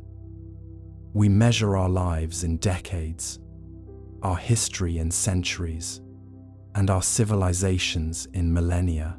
We think of the pyramids as ancient, but in the timeline of the universe, the pyramids were built just a fraction of a second ago. The stars we see at night are not static lights. They are roaring furnaces that burn for billions of years. Some of the strangest things we have discovered are zombie stars, white dwarfs that have finished their primary life cycle and are now slowly, patiently cooling down over trillions of years. They will continue to glow long after the last human has been forgotten and long after the Earth itself has been reclaimed by the sun. They exist on a scale of patience that we cannot truly comprehend. a slow-motion fading that mirrors the cooling of a hearth on a winter night. As we look further out, we encounter the mystery of voids. In our daily lives, we are surrounded by things. Rooms are filled with furniture, streets are filled with cars, and the atmosphere is filled with nitrogen and oxygen. We have a natural aversion to total emptiness. Yet, in the deep cosmos, we have found regions of space where there is simply nothing. These are the great voids, vast bubbles in the cosmic web where there are no stars, no planets, and no light for hundreds of millions of light years. To a human perspective, this is unsettling. We look for the patterns, the houses, and the familiar streets, but in the void, there is only the silence of the vacuum. It challenges our belief that the universe is full. Instead, it suggests that the things we see, the glowing nebulae and the bright galaxies, are merely thin decorations on a much larger, emptier canvas. We also find strangeness in the way light behaves. We think of light as instantaneous. When you flip a switch, the room is bright, but in space, light is a messenger that takes time to arrive. When you look at the moon, you see it as it was 1 second ago. When you look at the sun, you see it as it was 8 minutes ago. If the sun were to suddenly vanish, we would continue to see its light and feel its warmth for a full 8 minutes, unaware that our anchor had disappeared. This light-time delay means that the further we look into space, the further we are looking back in time. We are cosmic historians, looking at the ghosts of stars that may have died before our ancestors even walked upright. This is the ultimate challenge to our human perspective, the realization that the now we experience is a local phenomenon, and that the universe is a vast collection of different thens, all overlapping in the night sky. To understand the scale of these discoveries, we must also consider the strange nature of Goldilocks planets, of worlds that sit in the comfortable zone where liquid water can exist. We look for these worlds because they remind us of home. We look for blue skies and rocky shores. But many of the planets we find are alien in ways that are difficult to visualize. We have found planets where it rains molten glass, driven by winds that move at 7 times the speed of sound. We have found planets that are tidally locked, meaning one side is a permanent, scorched desert, while the other is a permanent, frozen wasteland. These worlds are not broken. They are simply operating under different conditions, following the same laws of physics that govern our own backyards, but pushed to different extremes. Even the way we perceive up and down is a human-scale convenience. On Earth, gravity pulls us toward the center of the planet, giving us a sense of orientation. In the weightlessness of orbit, up loses its meaning. But even further out, in the presence of a black hole, the very geometry of space becomes warped. Imagine a trampoline with a heavy bowling ball in the center. The fabric stretches and curves. Now, imagine an object so heavy and so small that it rips a hole in that fabric entirely. This is a singularity. Near a black hole, time itself begins to slow down. If you were to watch someone fall toward the event horizon, you would see them slow down and eventually appear to freeze in time, while for them, the universe would appear to speed up into a blur of future history. This is the strangest discovery of all, that space and time are not a fixed stage, but a flexible, living thing that can be stretched, twisted, and torn. As we drift further into the night, we must leave behind our need for human comparisons. We must accept that the universe is under no obligation to be sensible to us. It is a place of extremes, of absolute zero, and of trillion-degree explosions, of total emptiness and of infinite density. But as we let go of our human scale, we find a different kind of comfort. There is a relief in realizing that the universe is so much larger than our problems, our politics, and our fleeting anxieties. We are small, yes, but we are the part of the universe that has developed the ability to look back at itself and wonder.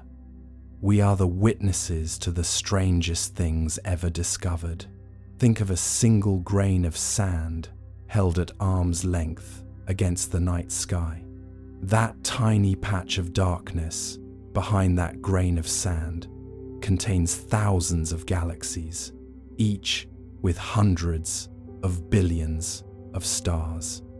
This was the discovery made by the Hubble Deep Field, and it remains one of the most humbling realizations in human history.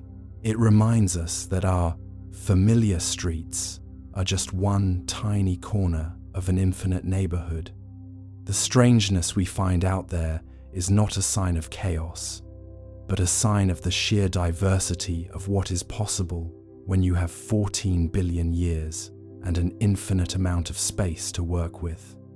As you settle deeper into your rest, allow these scales to fold in on themselves. The vastness of the Botez void is balanced by the intricate dance of atoms in your own body. The immense heat of a diamond planet is countered by the absolute cold of the cosmic microwave background radiation that permeates every inch of the room around you. You are part of this grand architecture. You are made of the same stardust that forms the rings of Saturn and the spiral arms of Andromeda. The same gravity that holds the galaxies together is the same gravity that holds you safely in your bed tonight. The universe is strange, yes, but it is also consistent. It follows rules that we are slowly, patiently beginning to decode. And while those rules lead to phenomena that defy our everyday logic, they also create a universe of profound beauty and order. We don't need to fear the great nothing or the singularity, because they are simply parts of a whole that we are privileged to observe. For now, let the numbers fade. Let the light years and the billions of tons drift away. You are back on a human scale now, in a quiet room, on a small blue world, protected by an atmosphere that feels like a blanket. The strangest things we've discovered in space are not just out there, they are clues to the nature of reality itself. And as we continue to look, we find that the more we learn, the more we realize how much is left to see. But that is a task for tomorrow. For tonight, the stars will continue their long, slow burn without our supervision. The rogue planets will drift, the alcohol clouds will swirl, and the diamond worlds will shine in the dark. The universe is moving gently forward, and you are moving with it, safe and still, as we prepare to move outward once more to an even larger scale. To truly anchor ourselves, let's consider the scale of a single human life against the backdrop of a cosmic day. If the entire history of the universe, all 13.8 billion years, were compressed into a single calendar year, the average human life would last for about 0.2 seconds.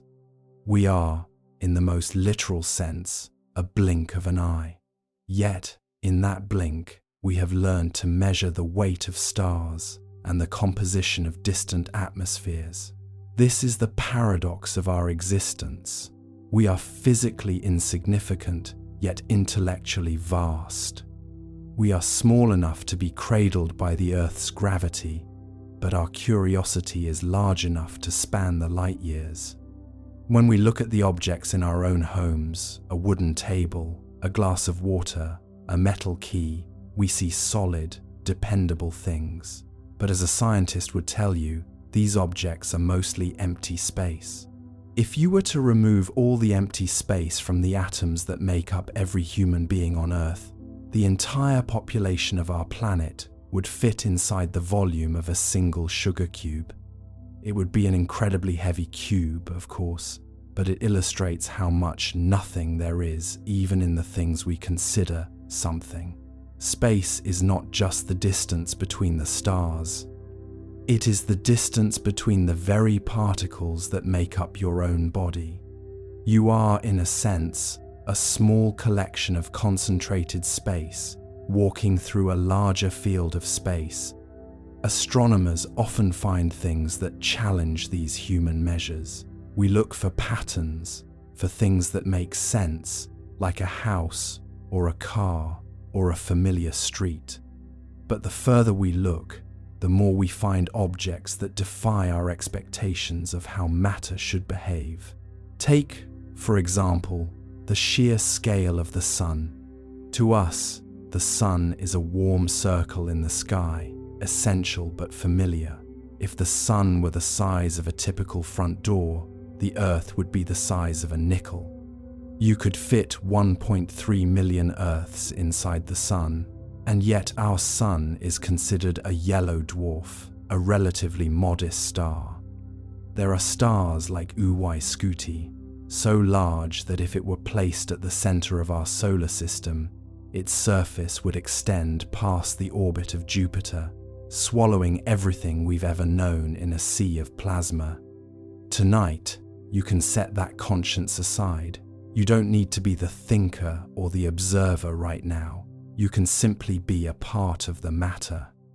You can be the carbon, the nitrogen, and the oxygen resting in the gravity of the Earth. You are moving gently forward with the planet, with the sun, and with the galaxy. The motion is so smooth you can't even feel it. It is the ultimate lullaby, the silent, rhythmic movement of the entire universe toward tomorrow. But here, on the human scale, the strangest thing of all is the peace you can find in the middle of it all. It is the ability to look out at the infinite and still find the comfort to sleep. It is the realization that the universe is vast, but it is also home, safe and still, as we prepare to move outward once more to an even larger scale. This delay is the first layer of the deep drift. It is a reminder that the universe has a built-in latency. We are always looking at the past. The further we look, the deeper into history we descend. This challenges how we think about the present moment. Is there even such a thing as now for the entire universe? Plus, or is now just a local experience, limited by the speed at which information can travel? Scientists have spent centuries debating this, and yet the mystery remains as calm and quiet as the stars themselves. Consider the Voyager spacecraft, the furthest human-made object. It has been traveling for decades, moving faster than any bullet ever fired. Yet, if we were to send a light signal to Voyager today, it would reach the craft in less than a day. Light covers in hours what it takes our best technology half a century to achieve. This is the scale of the marathon light is running. It is a constant, tireless sprint across a stadium that has no walls. But even with everything we've learned, there are still things we don't fully understand. We don't know why light moves at this specific speed. Why 300,000 kilometers per second? Why not more? Why not less? It is one of the fundamental constants of nature, a number woven into the fabric of space-time itself. It doesn't need to be explained or justified. It simply is. And for now, that uncertainty is simply part of the picture. It doesn't need to be resolved tonight. As we settle into this scale, let your mind rest on the idea of the light second.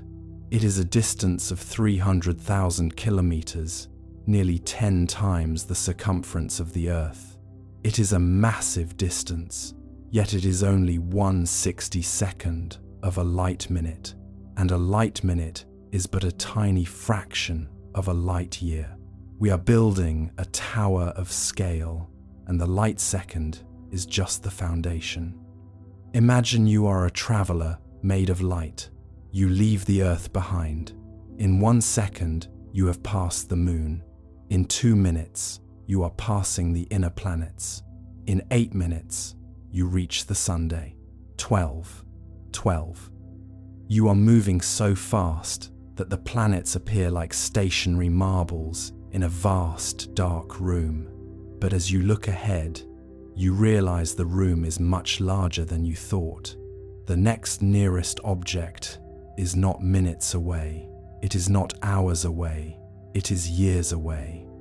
This is where the true scale of the light year begins to reveal itself.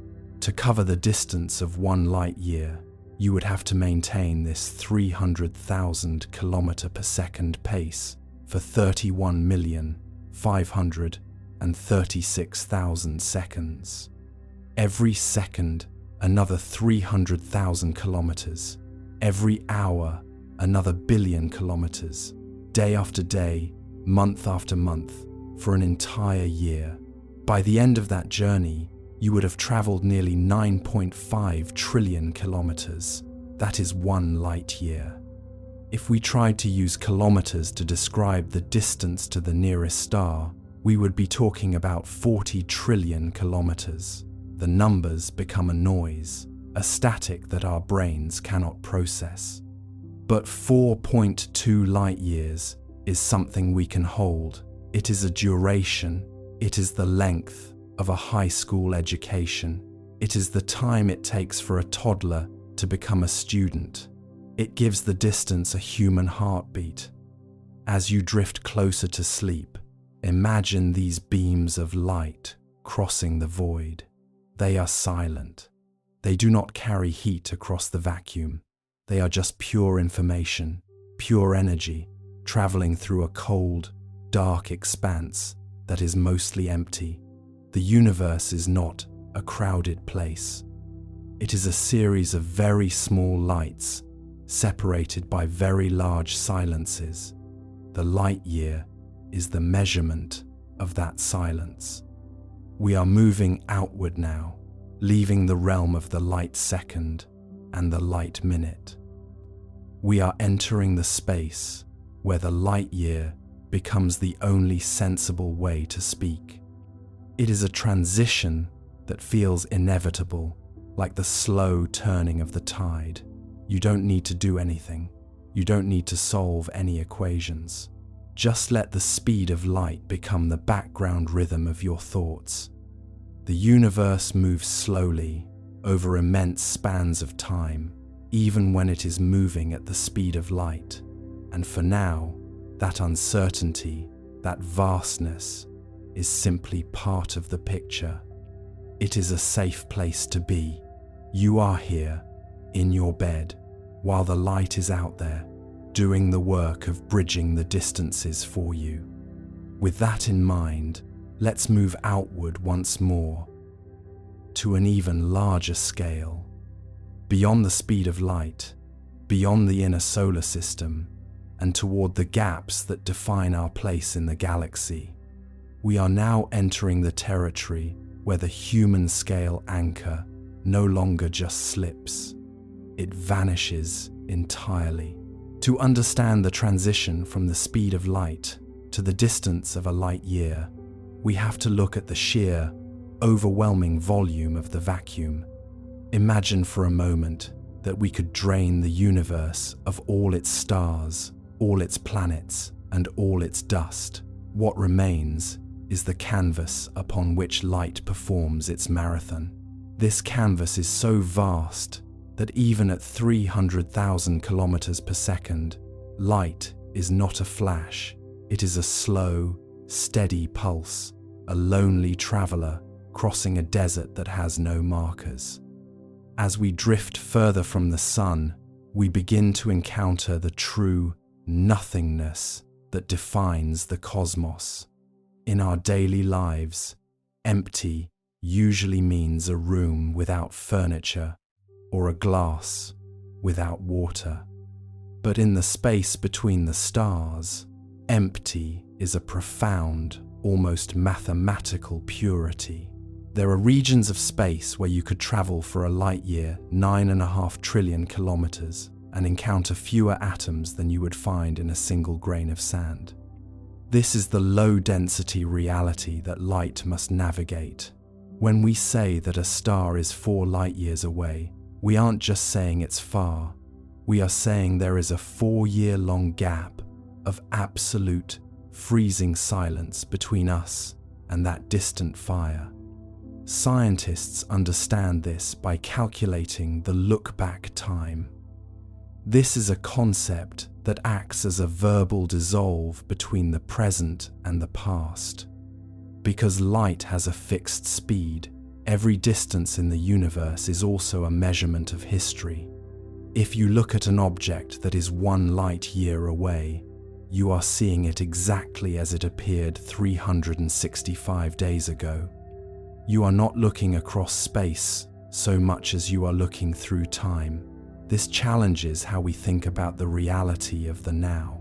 In the deep drift of the galaxy, there is no simultaneous moment. Each star exists in its own bubble of time, sending out messages that will not be received for years, decades, or centuries. Consider the sheer scale of a single light year once more. To visualize 9.5 trillion kilometers, imagine the distance from the Earth to the Sun, that 8-minute journey we discussed earlier. Now, take that distance and stack it end to end 63,000 times. That is 1 light year. It is a distance so long that if you were to represent the Earth-Sun distance as 1 inch, a single light year would still be over a mile long. And remember, the nearest star is over 4 of those miles away. This is the scale expansion that begins to blow the human mind. We aren't just moving away from home, we are moving into a geography that refuses to be tamed by our standard maps. What makes this strange is not what we see, but what we don't understand about the nature of the vacuum itself. Astronomers didn't expect to find that space is expanding, a discovery that adds a layer of quiet complexity to our journey. As light travels its 9.5 trillion kilometers every year, the space it is traveling through is itself stretching, very slightly, every second. It's as if the marathon track is growing longer while the runner is mid-stride. This doesn't affect our local neighborhood much, but over the immense periods of time that light spends in transit, it changes the very color and energy of the light itself. It is a slow, rhythmic stretching of reality that happens without hurry and without end. As you listen, let the rhythm of these numbers settle into your breathing. Ow, 300,000 kilometers per second. 18 million kilometers per minute. 1 billion kilometers per hour. These are not numbers to be feared or solved. They are simply the heartbeat of the vacuum. They represent the tireless work of the universe, moving energy from one place to another across the dark.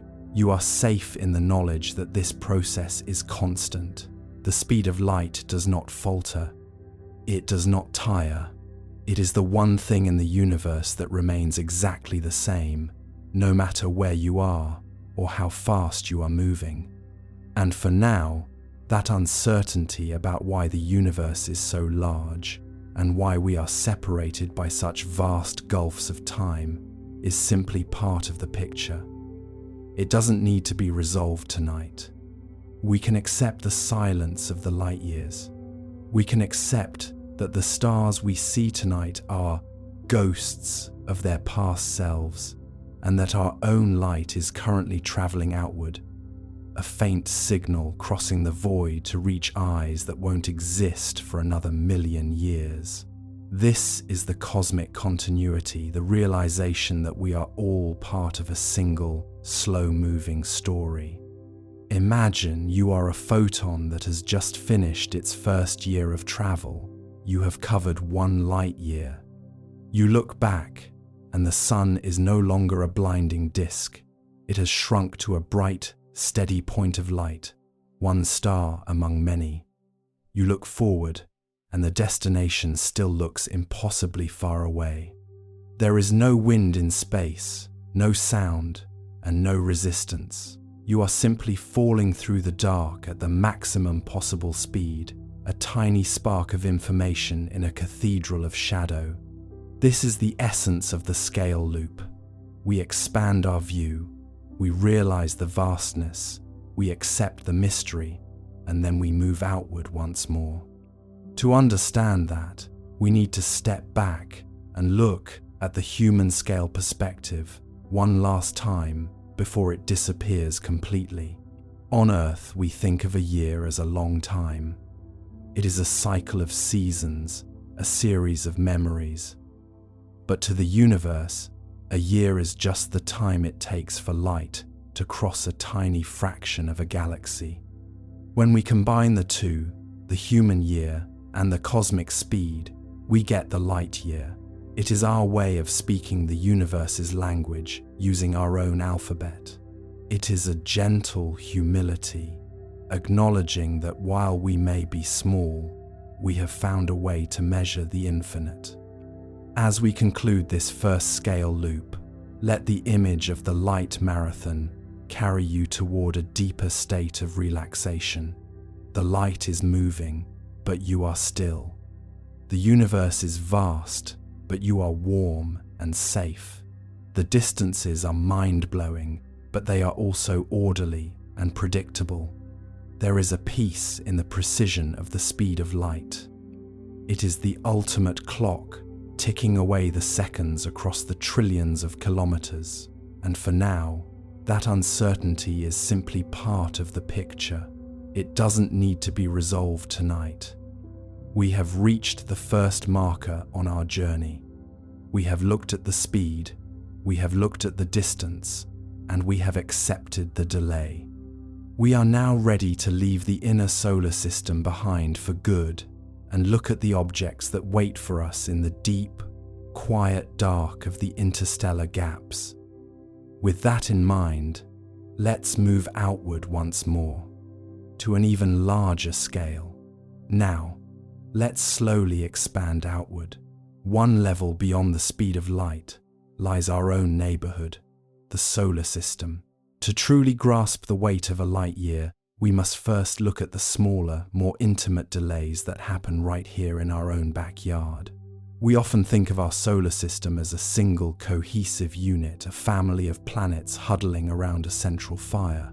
But even within this family, the distances are so great that light, the fastest messenger in existence, begins to show the first signs of its struggle against the void. This is where we first encounter the lag of reality, a gentle reminder that nothing in the universe happens in a true, synchronized now. What we know so far suggests that the moon is about 384,000 kilometers away. To our human scale perspective, this is a massive distance, a journey that took the Apollo astronauts 3 days of intense travel to complete. But for light, this gap is merely a brief pause. When you look up at the moon tonight, you are seeing it as it was 1.3 seconds ago. It takes that long for the sunlight bouncing off the lunar surface to reach your eyes. This is the lunar delay. It is a small, almost imperceptible gap, but it is the first crack in the illusion of an instantaneous universe. If a large boulder were to roll across the lunar plains, or if a meteorite were to strike the surface, you would remain unaware of it for over a second. You are always watching, a slightly delayed broadcast of our nearest neighbor. As we move past the moon, the seconds begin to turn into minutes. The sun, the very engine of our lives, sits much further away, about 150 million kilometers. This is the distance astronomers call an astronomical unit, or 1 AU. It is the gold standard for measuring our local neighborhood. Yet, even light needs time to cross this threshold. It takes 8 minutes and 20 seconds for a photon to travel from the surface of the sun to the Earth. If the sun were to suddenly go out, we wouldn't know it for 8 minutes.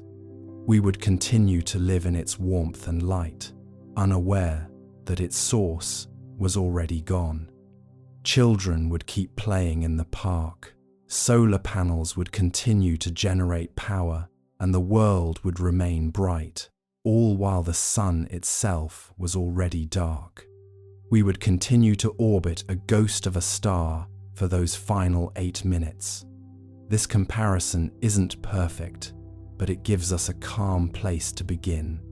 It shows us that even the most fundamental things in our lives, the very light of day, are subject to the patient laws of cosmic distance. Scientists understand these delays by observing the movement of the planets. When we send rovers to Mars, for instance, we cannot drive them in real time with a joystick. Depending on where Mars and Earth are in their orbits, the light delay can be anywhere from 3 to 22 minutes. If a rover is heading toward a cliff, the signal telling it to stop takes minutes to arrive, and the confirmation that it has stopped takes another few minutes to return. We are forced to communicate with the solar system through a veil of time. We are always talking to the past version of the planets, and they are always responding to a past version of us. But even with everything we've learned, there are still things we don't fully understand about how these distances affect our perception. Not because we're missing something urgent, but because the universe moves slowly over immense spans of time. To understand the scale, imagine you are standing in a vast, dark forest. You have a friend standing a few hundred yards away with a bell. When they ring the bell, you hear the sound a moment later because sound travels slowly. In the solar system, light is like that bell. It is incredibly fast, but the forest is so big that the sound of the light still takes time to reach your ears. As we drift further out to the gas giants like Jupiter and Saturn, the minutes turn into hours. When we look at Jupiter, we are seeing it as it was 40 minutes ago. When we look at Saturn, the light has been traveling for over an hour. If you were to watch the beautiful rings of Saturn through a telescope, you are seeing them not as they are in this moment, but as they were while you were perhaps finishing your dinner or starting this very script. The universe is a series of nested time capsules, each one holding a slightly older version of reality. This brings us to a quiet realization. We are never truly in the present when we look at the sky. We are observers of history. The light minutes that separate us from the planets are the first steps toward the light years that separate us from the stars. It is a gradual expansion of the now until it becomes so thin that it disappears entirely. In our daily lives, we measure time in seconds, minutes, and hours. But in the solar system, we begin to see that time and distance are the same thing. 1 AU is not just 150 million kilometers, it is also 8 light minutes. The distance is the time. Astronomers didn't expect the solar system to feel so empty, yet the gaps between the planets are far larger than the planets themselves. If you were to shrink the sun to the size of a grapefruit, the Earth would be a tiny grain of sand about 50 feet away. Jupiter would be a cherry about 2 blocks away. And the nearest star, that grapefruit, would be thousands of miles away. This is why we need the light year. Kilometers are too small to bridge the gaps between the fruits in our cosmic orchard. When we think about distance, we often imagine it in human terms. Distances we can walk, time we can measure in years, objects we can see with our own eyes. Our brains are beautifully adapted for the world we inhabit, a world of rolling hills, city blocks, and horizons that seem far away but are actually quite intimate. When you plan a trip to see a friend in another town, you think of it in hours spent in a car. When you go for a morning stroll, you think of it in the rhythm of your footsteps and the gentle passage of minutes. This is our anchor. It is a safe, predictable way of measuring the reality around us. For example, consider the simple act of walking. A kilometer is a distance most of us can visualize clearly. It is roughly 10 to 12 minutes of steady movement. If you were to set out on a walk today and continue until the sunset, you might cover 30 or 40 kilometers. You would feel that distance in your muscles. You would see the landscape change slowly from one neighborhood to the next. This is a scale that makes sense. It is tangible. If you were to walk across an entire continent, it would take you months of dedicated effort, a journey that would define a significant portion of your year. But as we begin to look upward, these human measurements start to feel a bit like trying to measure the depth of the ocean with a teaspoon. To understand a light year, we first have to realize just how much room there is in our own immediate surroundings. Let's look at our own world, the Earth. It is approximately 12,700 kilometers in diameter. To us, that is massive. It contains every ocean, every mountain range, and every city ever built. If you were to get into a commercial airplane and fly non-stop around the equator, it would take you about 2 full days of constant travel. That feels like a long time. It is a distance that commands respect in our minds. Yet, compared to the distances we are about to discuss, the Earth is effectively a single point. Even the gap between us and our closest neighbor, the Moon, begins to strain our human-scale perspective. The Moon is about 384,000 kilometers away. That is roughly 30 Earths laid side by side. If you could somehow drive a car to the Moon at highway speeds, it would take you about 6 months of driving 24 hours a day without a single stop for gas or rest. 6 months. That is half a year of your life spent just crossing the empty space between us and the nearest object in the sky. This comparison isn't perfect, but it gives us a calm place to begin. It reminds us that even near things in space are incredibly far by human standards. And yet, light crosses that same 384,000 kilometer gap in just over 1 second. 1 second. In the time it takes you to draw a single breath, a beam of light has already completed the journey that would take you half a year to drive. This is the first hint of the staggering efficiency of light, and the first clue as to why we need a new way to measure the universe. As we sit here, grounded and safe, we can begin to appreciate the stillness of our own scale. We live in the realm of centimeters, meters, and kilometers. We live in the world of the now, where we assume that when we see something, it is happening exactly as we perceive it. If a friend waves at you from across the street, you see them instantly. There is no lag, no delay that our senses can detect. But as we step further out, we will find that the universe has a speed limit. and that limit creates a bridge between distance and time. Imagine for a moment a vast, empty field. If you stand on one side and a friend stands on the other, and you both hold powerful flashlights, the light from their lamp seems to hit your eyes the exact moment they click the switch. On this scale, light is effectively infinite. It moves so fast, 300,000 kilometers per second, that it feels like a magical, instantaneous presence. Our ancestors, looking up at the stars, likely felt the same way. To them, the stars were just lights on a dome, distant but present, shining their light upon the earth without any sense of travel time. But the reality is more patient. The universe is more deliberate. To understand the light year, we must accept that every piece of light we see is a traveler that has survived a long, lonely journey.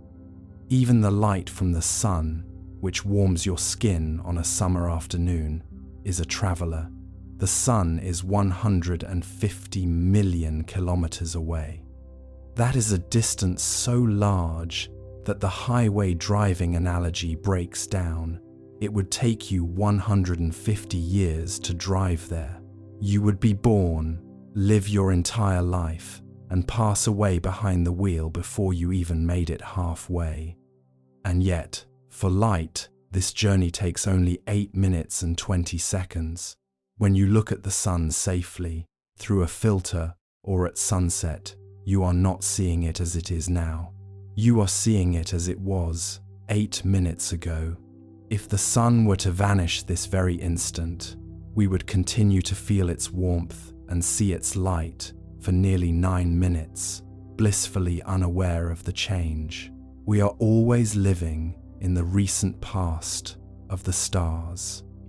This realization is our first step toward letting go of our human scale perspective. We are moving from a world where everything is here and now to a universe where here is separated by vast thens. It is a shift from the concrete to the expansive. But do not let this make you feel small in a way that is cold or frightening. Instead, see it as a form of cosmic grace. The universe is so large that it allows us to see into the past simply by looking up. It provides us with a history book written in photons. As we prepare to leave the human scale behind and enter the first of our scale loops, take a moment to appreciate the sturdiness of your surroundings, your chair, the walls, the gentle rhythm of your breathing. These are your anchors. They are the zero on our cosmic ruler.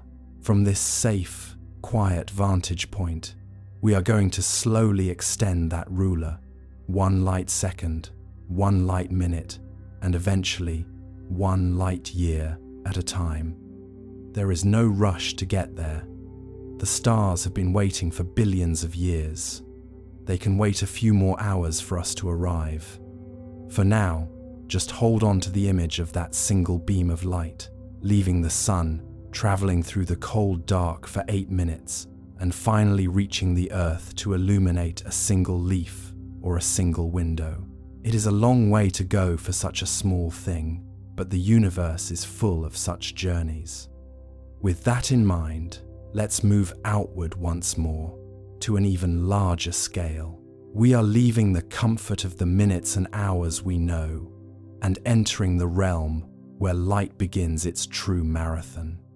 To understand why we must abandon the kilometer and the mile, we have to look at the sheer inadequacy of our everyday numbers when applied to the celestial void. If we were to stay within our human scale perspective, the numbers would soon become so long that they would lose all meaning, becoming a mere blur of zeros that the mind instinctively ignores. This is why the light year exists, not just as a unit of measurement, but as a bridge for our imagination. Consider, for a moment, the distance across our own planet once more. If you were to take a standard ruler and try to measure the distance from New York to Tokyo, you could technically do it. The number would be in the millions of centimeters, perhaps, but it would be a number you could still write down on a piece of paper. But as soon as we point that ruler toward the sky, the scale shifts in a way that is almost humorous in its disproportion. Our world, with all its vast oceans and towering peaks, is effectively a grain of sand in a desert that has no end in sight. When we speak of human-scale perspective, we are also speaking of human-scale time. We measure our lives in decades. We measure our history in centuries. To us, 1,000 years is an unimaginably long time, 10 times the length of a long human life. It is the span of empires. Yet, in the context of the distances light must travel, 1,000 years is barely a heartbeat. To understand the light year, we have to marry these two concepts, the distance light covers and the time it takes to do it. It is a measurement that forces us to realize that looking out is the same as looking back. If you were to stand on a hill and look at a mountain range 50 kilometers away, you are seeing those mountains as they were a tiny fraction of a second ago. The delay is so small, roughly 0.00016 seconds, that your brain treats it as instantaneous. This is the comfort of the human scale. Everything we see is now, but as we move outward, this now begins to stretch and tear. By the time we reach the edge of our solar system, the now has become hours. By the time we reach the nearest stars, the now has become years. This is the human scale anchor slipping away, allowing us to drift into the deep drift phase of cosmic understanding. Imagine you are standing in a perfectly dark, quiet room. In the center of the room is a single candle. The light from that candle reaches the walls almost immediately. Now, imagine that room expanding. The walls move back miles, hundreds of miles, millions of miles. The candle remains in the center, a tiny, flickering point of light. If you are standing at the far wall, you have to wait. You have to wait for those tiny particles of light to cross the dark. This wait is the essence of the light year. It is the patience of the universe. In our daily lives, we are used to things being fast or slow. A car is fast compared to a walker. A plane is fast compared to a car. But light is the ultimate speed. It is the speed limit of reality. Nothing can go faster. And yet, even at this ultimate, impossible speed, the universe is so vast that light appears to crawl. To a photon, the trip from one side of a galaxy to another is a marathon that lasts longer than the entire history of the human species. When we use the term light year, we are acknowledging this paradox, that the fastest thing we know is still far too slow to make the universe feel small. Scientists understand this scale because they have to. Without the light year, the maps of the stars would be cluttered with numbers so vast they would be impossible to use in calculations. Imagine trying to describe the distance to a galaxy in inches. The number would have more digits than there are stars in the sky. The light year is our way of simplifying the infinite. It is a human-scale word applied to a non-human reality. It is a way for a creature that lives for 80 years to talk about a universe that has existed for 13 billion. As we settle deeper into this exploration, let the familiar world fade. The roads, the clocks, the schedules of tomorrow, they all belong to the scale of meters and minutes. Here, in the quiet expanse of the script, we are moving into the scale of the light year. This is a place where a short distance is trillions of kilometers. A place where recently means a few centuries ago. It is a safe place to be, because in this vastness, the small pressures of our lives find their proper perspective. They are not erased, but they are framed by a silence that has lasted for eons. Think of the light year as a long, steady breath. It is the distance light travels while the Earth makes one full trip around the Sunday. While you experienced 4 seasons, while you celebrated a birthday, while the trees grew and the snow fell, a beam of light was moving through the void, never stopping, never slowing, covering 9.5 trillion kilometers. It did this while you slept, while you worked, and while you dreamed. Every year of your life, light has added another light year of distance to its journey. This is the perspective we will carry with us as we move into our first scale loops. We will start with the small delays, the seconds and minutes, and gradually build our way up to the years, the centuries, and the millennia. We are not just traveling through space, we are traveling through time. And we are doing it together, safely anchored by the sound of this narrative. There is no need to hurry. The distance is already there, waiting for us to acknowledge it. The human scale perspective is our starting point, our home base. It is the familiar that we will return to at the very end. But for now, we are going to let the anchor lift. We are going to let the shore of the familiar world recede until it is just a tiny, pale blue dot in the rearview mirror of our imagination. We are moving into the realm of the light year, where the distance truly begins to blow our human minds, not with noise or chaos, but with a quiet, breathtaking vastness. And for now, that uncertainty of how we fit into such a large map is simply part of the picture. It doesn't need to be resolved tonight. We are simply moving outward, step by step, light second by light second, into the beautiful dark ocean of the cosmos. Now, let's slowly expand outward. One level beyond what we just explored lies the speed of light itself. To grasp the distance of a light year, we must first become intimately acquainted with the traveler that defines it. Scientists understand a light year by observing the fastest thing in the universe. Light travels at about 300,000 kilometers every single second. This is a speed that defies our biological wiring. In the time it takes you to blink a mere fraction of a second, a beam of light has already circled the Earth 7.5 times. It is a speed that seems instantaneous to our human senses, yet in the grand architecture of the cosmos, it is the fundamental yardstick by which all things are measured. When you flip a switch in your home, the room is filled with light immediately. There is no perceived delay between the movement of your hand and the illumination of the walls. For all intents and purposes in our daily lives, light is omnipresent.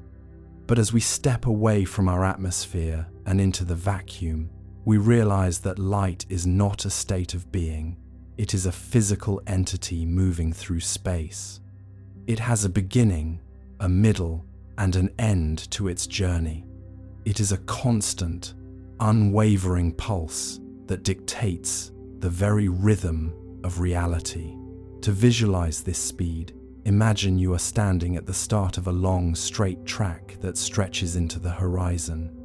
If you were to fire a laser beam down that track, by the time you could even begin to process the flash of the light, that beam would be thousands of kilometers away. If we compare this to our human scale anchor, the disparity is almost humorous. A commercial jet travels at about 900 kilometers per hour.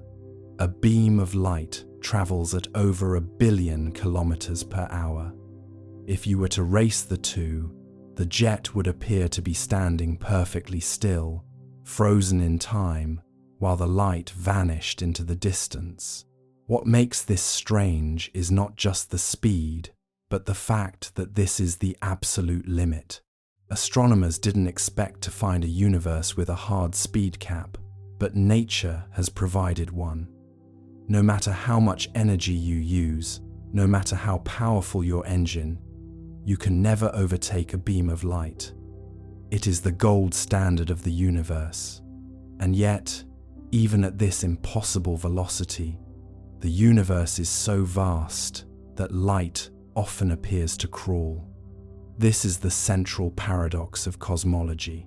The fastest thing we know is still far too slow to make the universe feel small. Imagine a single photon, a tiny packet of energy, leaving the surface of a star. It has no mass, no weight, and it experiences no time.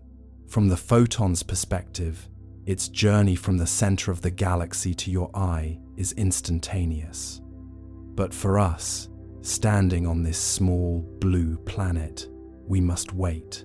We must wait for years, centuries, or even millennia for that photon to complete its trek across the void.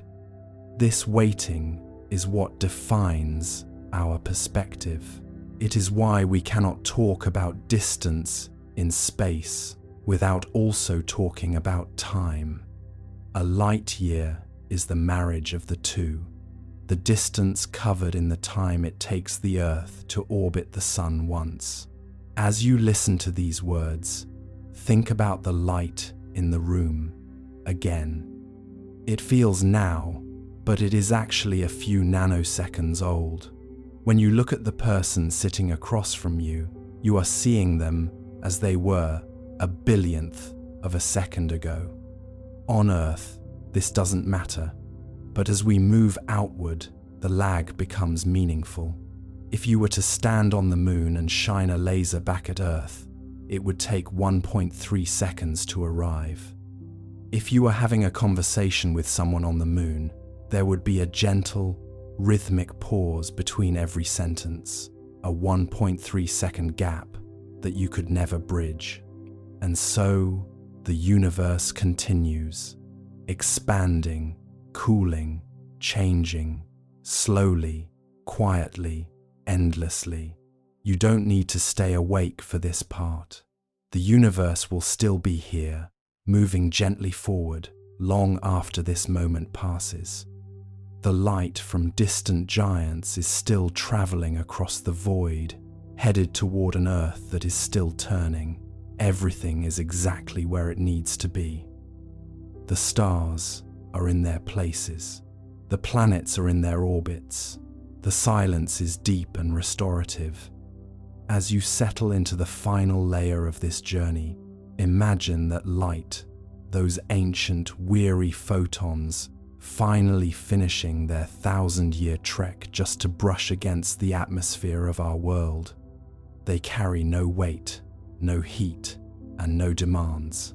They are merely messengers of a scale that has no end. The universe does not require a conclusion.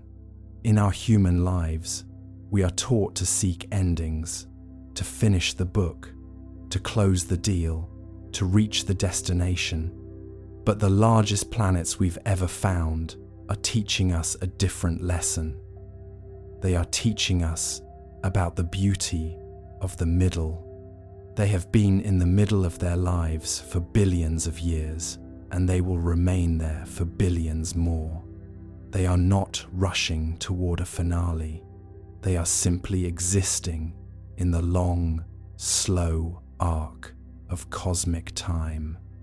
As you drift now, let go of the idea that this script must end. Think of it instead as a loop, a circle, with no beginning and no exit. The gravity that we have discussed, the mass that we have visualized, and the distances we have traveled are all part of a seamless whole. There is no boundary where the planet stops and the space begins. It is all a gradual transition from density to vacuum, from heat to cold, from sound to silence. You are currently in that transition. You are moving from the world of the waking into the world of the deep, restorative dark. Imagine the planet GQ Loopy B rotating once every 1,000 years. From its perspective, the entirety of modern human history is just a single afternoon. The rise and fall of civilizations are like the passing shadows of clouds on its metallic surface. There is a profound safety in that perspective. If the universe can hold something so massive and so slow, it can certainly hold you. It can hold your thoughts, your body, and your spirit in its silent, gravitational arms. You are tucked into the corner of a galaxy that knows exactly how to care for its cargo. The vacuum is not empty, it is full of potential. It is the canvas upon which the giants are painted. As you breathe, imagine you are breathing in that same vastness. Each inhale is a connection to the hydrogen that fills the puffy atmospheres of the Titans. Each exhale is a release of the small, the local, and the temporary. You are participating in the cosmic metabolism. The stars are breathing with you. The galaxies are expanding with you. There is no hurry to arrive anywhere because there is nowhere else to be. You are already at the heart of the largest thing we have ever found. In the history of the world, humans have often been afraid of the dark. We built fires, then lamps, then cities of neon to keep the shadows at bay. But the dark we are exploring tonight is different. It is the dark of the dark mirror, Tress 4BA, rich, velvety, warm darkness that absorbs the light and turns it into peace. It is a darkness that protects. It is a darkness that allows the mind to finally stop searching for edges. In the infinite ending, there are no edges. There is only the continuity of the drift. Consider the atoms of iron in your blood, the calcium in your bones, and the carbon in your breath. Every single one of them was forged in the same furnace that created the giants. You are a part of their family. When you sleep, you are returning to the state of the nebulae, a state of quiet potential, waiting for the next cycle of creation. But that cycle is millions of years away. For now, the only cycle that matters is the slow, rhythmic beat of your heart and the steady, reliable rotation of the Earth. The largest planet we've ever found doesn't know our names, and yet we are made of its same substance. It is a silent sentinel in the constellation of Hercules, or Lyra, or Scorpius. It doesn't need to be understood to be real. It doesn't need to be seen to be massive. It simply is. And as you fade into the deep drift, you can accept that same reality for yourself. You don't need to justify your existence tonight. You don't need to prove your worth. You simply are. You are a point of awareness in a vast, beautiful, and silent machine. The light continues to travel. The giants continue to turn. The universe continues to expand. And somewhere within all of this, we can begin again. One, by starting with something familiar. The loop is safe. The scale is restorative. The night is infinite. You don't need to stay awake for the rest. The universe will still be here, moving gently forward, long after this moment passes. The stars are in their places. The planets are in their orbits. The silence is deep. Rest now in the gravity of the giants. Let the scale of the cosmos be your blanket. Let the distance of the light years be your peace. There is no end, only the gentle, eternal drift. And somewhere within all of this, we can begin again by starting with something familiar. This familiarity is not the small, crowded familiarity of a room or a schedule, but the vast, ancient familiarity of matter itself. When we speak of starting again, we are not speaking of a task to be completed or a day to be won. We are speaking of the way the universe resets itself, breath by breath, orbit by orbit. Even the largest planet we've ever found, that gargantuan sphere of gas in the constellation of Hercules, is part of this gentle repetition. It turns, and in turning, it reminds us that there is no finality in the cosmos, only the patient, rhythmic movement of gravity. Imagine the light from HAT P1b as it washes over the empty space between stars. It has been traveling for 450 years. It does not feel tired. It does not feel a need to arrive. It simply moves. This is the state we are reaching now, a state where the arriving is no longer the goal. The journey through the scales from the grape to the basketball, from the beach ball to the giant, from the planet to the star, has brought us to a place where size and distance no longer carry the weight of anxiety. They carry only the weight of presence. Historically, we have always looked for an ending. We want to know how the story concludes. But as a scientist looks through a telescope at the deepest fields of space, they do not see a wall. They see more light. They see more structures. They see the infinite continuity of things. To understand the largest planet is to understand that it is just a single sentence in a book that never ends. Every time the planet completes its short, hot journey around its sun, the universe begins that sentence again.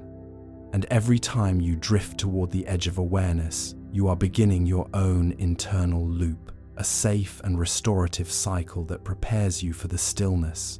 Think of the puffy worlds once more. They are so light that they almost aren't there. They are the whispers of the planetary world. Let your own thoughts become that light. Let them lose their density. You don't need to hold on to the facts of WASP, 17b, or the strange, backward orbit that defies the neighbors. Those facts are just anchors to help you drift away from the shore. Now that you are in the deep water, you can let the anchors go. The water is warm, the current is slow, and the direction is always forward. The universe is a place of immense patience. It took billions of years for the atoms in your body to be forged in the hearts of dying stars and gathered into the shape of a person. It takes billions of years for a gas giant to cool and settle into the dark. In this infinite ending, we acknowledge that we are part of that same timeline. We are not separate from the stars or the planets. We are made of the same simple elements: hydrogen, carbon, oxygen. We are the universe's way of feeling its own scale. And as you sleep, that awareness doesn't disappear. It simply settles into the background, like the faint hum of the cosmic microwave background radiation that fills every corner of the sky. Consider the silence of the giants in the constellation of Lyra. Tres 4b is moving through the vacuum right now. It is a world of charcoal and heat, a dark mirror to its sun. It doesn't need to be seen to be real. It doesn't need to be understood to be magnificent. It simply is. This is the ultimate form of rest, to simply be, without the need for observation or validation. The giants don't have an audience. They don't have a purpose other than to follow the curvature of space. Tonight, you can share in that purpose. You can follow the natural curvature of your own tiredness, moving toward the center of your own gravity. There is no ending to the cosmos. because energy cannot be destroyed, it only changes form. The heat that escapes from a cooling planet radiates out into the void, traveling for eons until it touches another world. The thoughts that you are having now are slowing down, changing from the sharp, energetic patterns of the day into the long, slow waves of sleep. This is not a cessation. It is a transition. It is the beginning of a different kind of movement, a movement inward toward the core of your being, where the scale is just as vast as the space between the stars. Astronomers often speak of the observable universe, the limit of what we can see, but they know that beyond that limit, the universe continues. There is no reason to believe that the laws of physics or the presence of giants stop just because our light hasn't reached that far yet. In the same way, the peace you are finding now doesn't stop when you lose consciousness. It continues, it expands, it becomes the foundation for everything that happens next. You are drifting into the unobservable parts of your own mind, a territory that is vast, quiet, and perfectly safe. We have spent this time looking at the largest planets we've ever found, but the most significant thing about them is not their size, it is their continuity. They are the heavy anchors of our galaxy, the quiet guardians of the spiral arms. By thinking of them, we have allowed our own perspective to expand. We have traded the small, frantic units of human time for the long, sweeping cycles of the giants. We have replaced the noise of the world with the restorative silence of the vacuum. Over immense spans of time, the Earth will turn, the sun will rise on a different part of the world, the giants will continue their orbits, indifferent to our schedules, but for now, the night is yours. It is an infinite night, a space where time doesn't count and distance doesn't matter. You are here, and the stars are there, and the connection between you is absolute. You are made of the same dust. You are moved by the same forces. You are resting in the same silence. Everything is in its place. The hydrogen is in the puffy atmospheres. The gravity is in the cores. The light is in the void. And the rest is in you. You don't need to do anything more. You don't need to listen to any more words. The script has served its purpose. It has been a bridge from the familiar to the gargantuan. And now that you are on the other side, you can let the bridge fade away. The giants are out there tonight. They are spinning in the dark, cold and magnificent. They don't need us to watch them. They don't need us to name them. They simply are. And as you drift, you can simply be. No names, no numbers, no categories, just the gentle, eternal drift. And somewhere within all of this, the stars are turning, the planets are rotating, the silence is deep, and we can begin again by starting with something familiar. The loop is safe, the scale is restorative, the night is infinite. Rest now, the giants will watch the dark for you. Good night.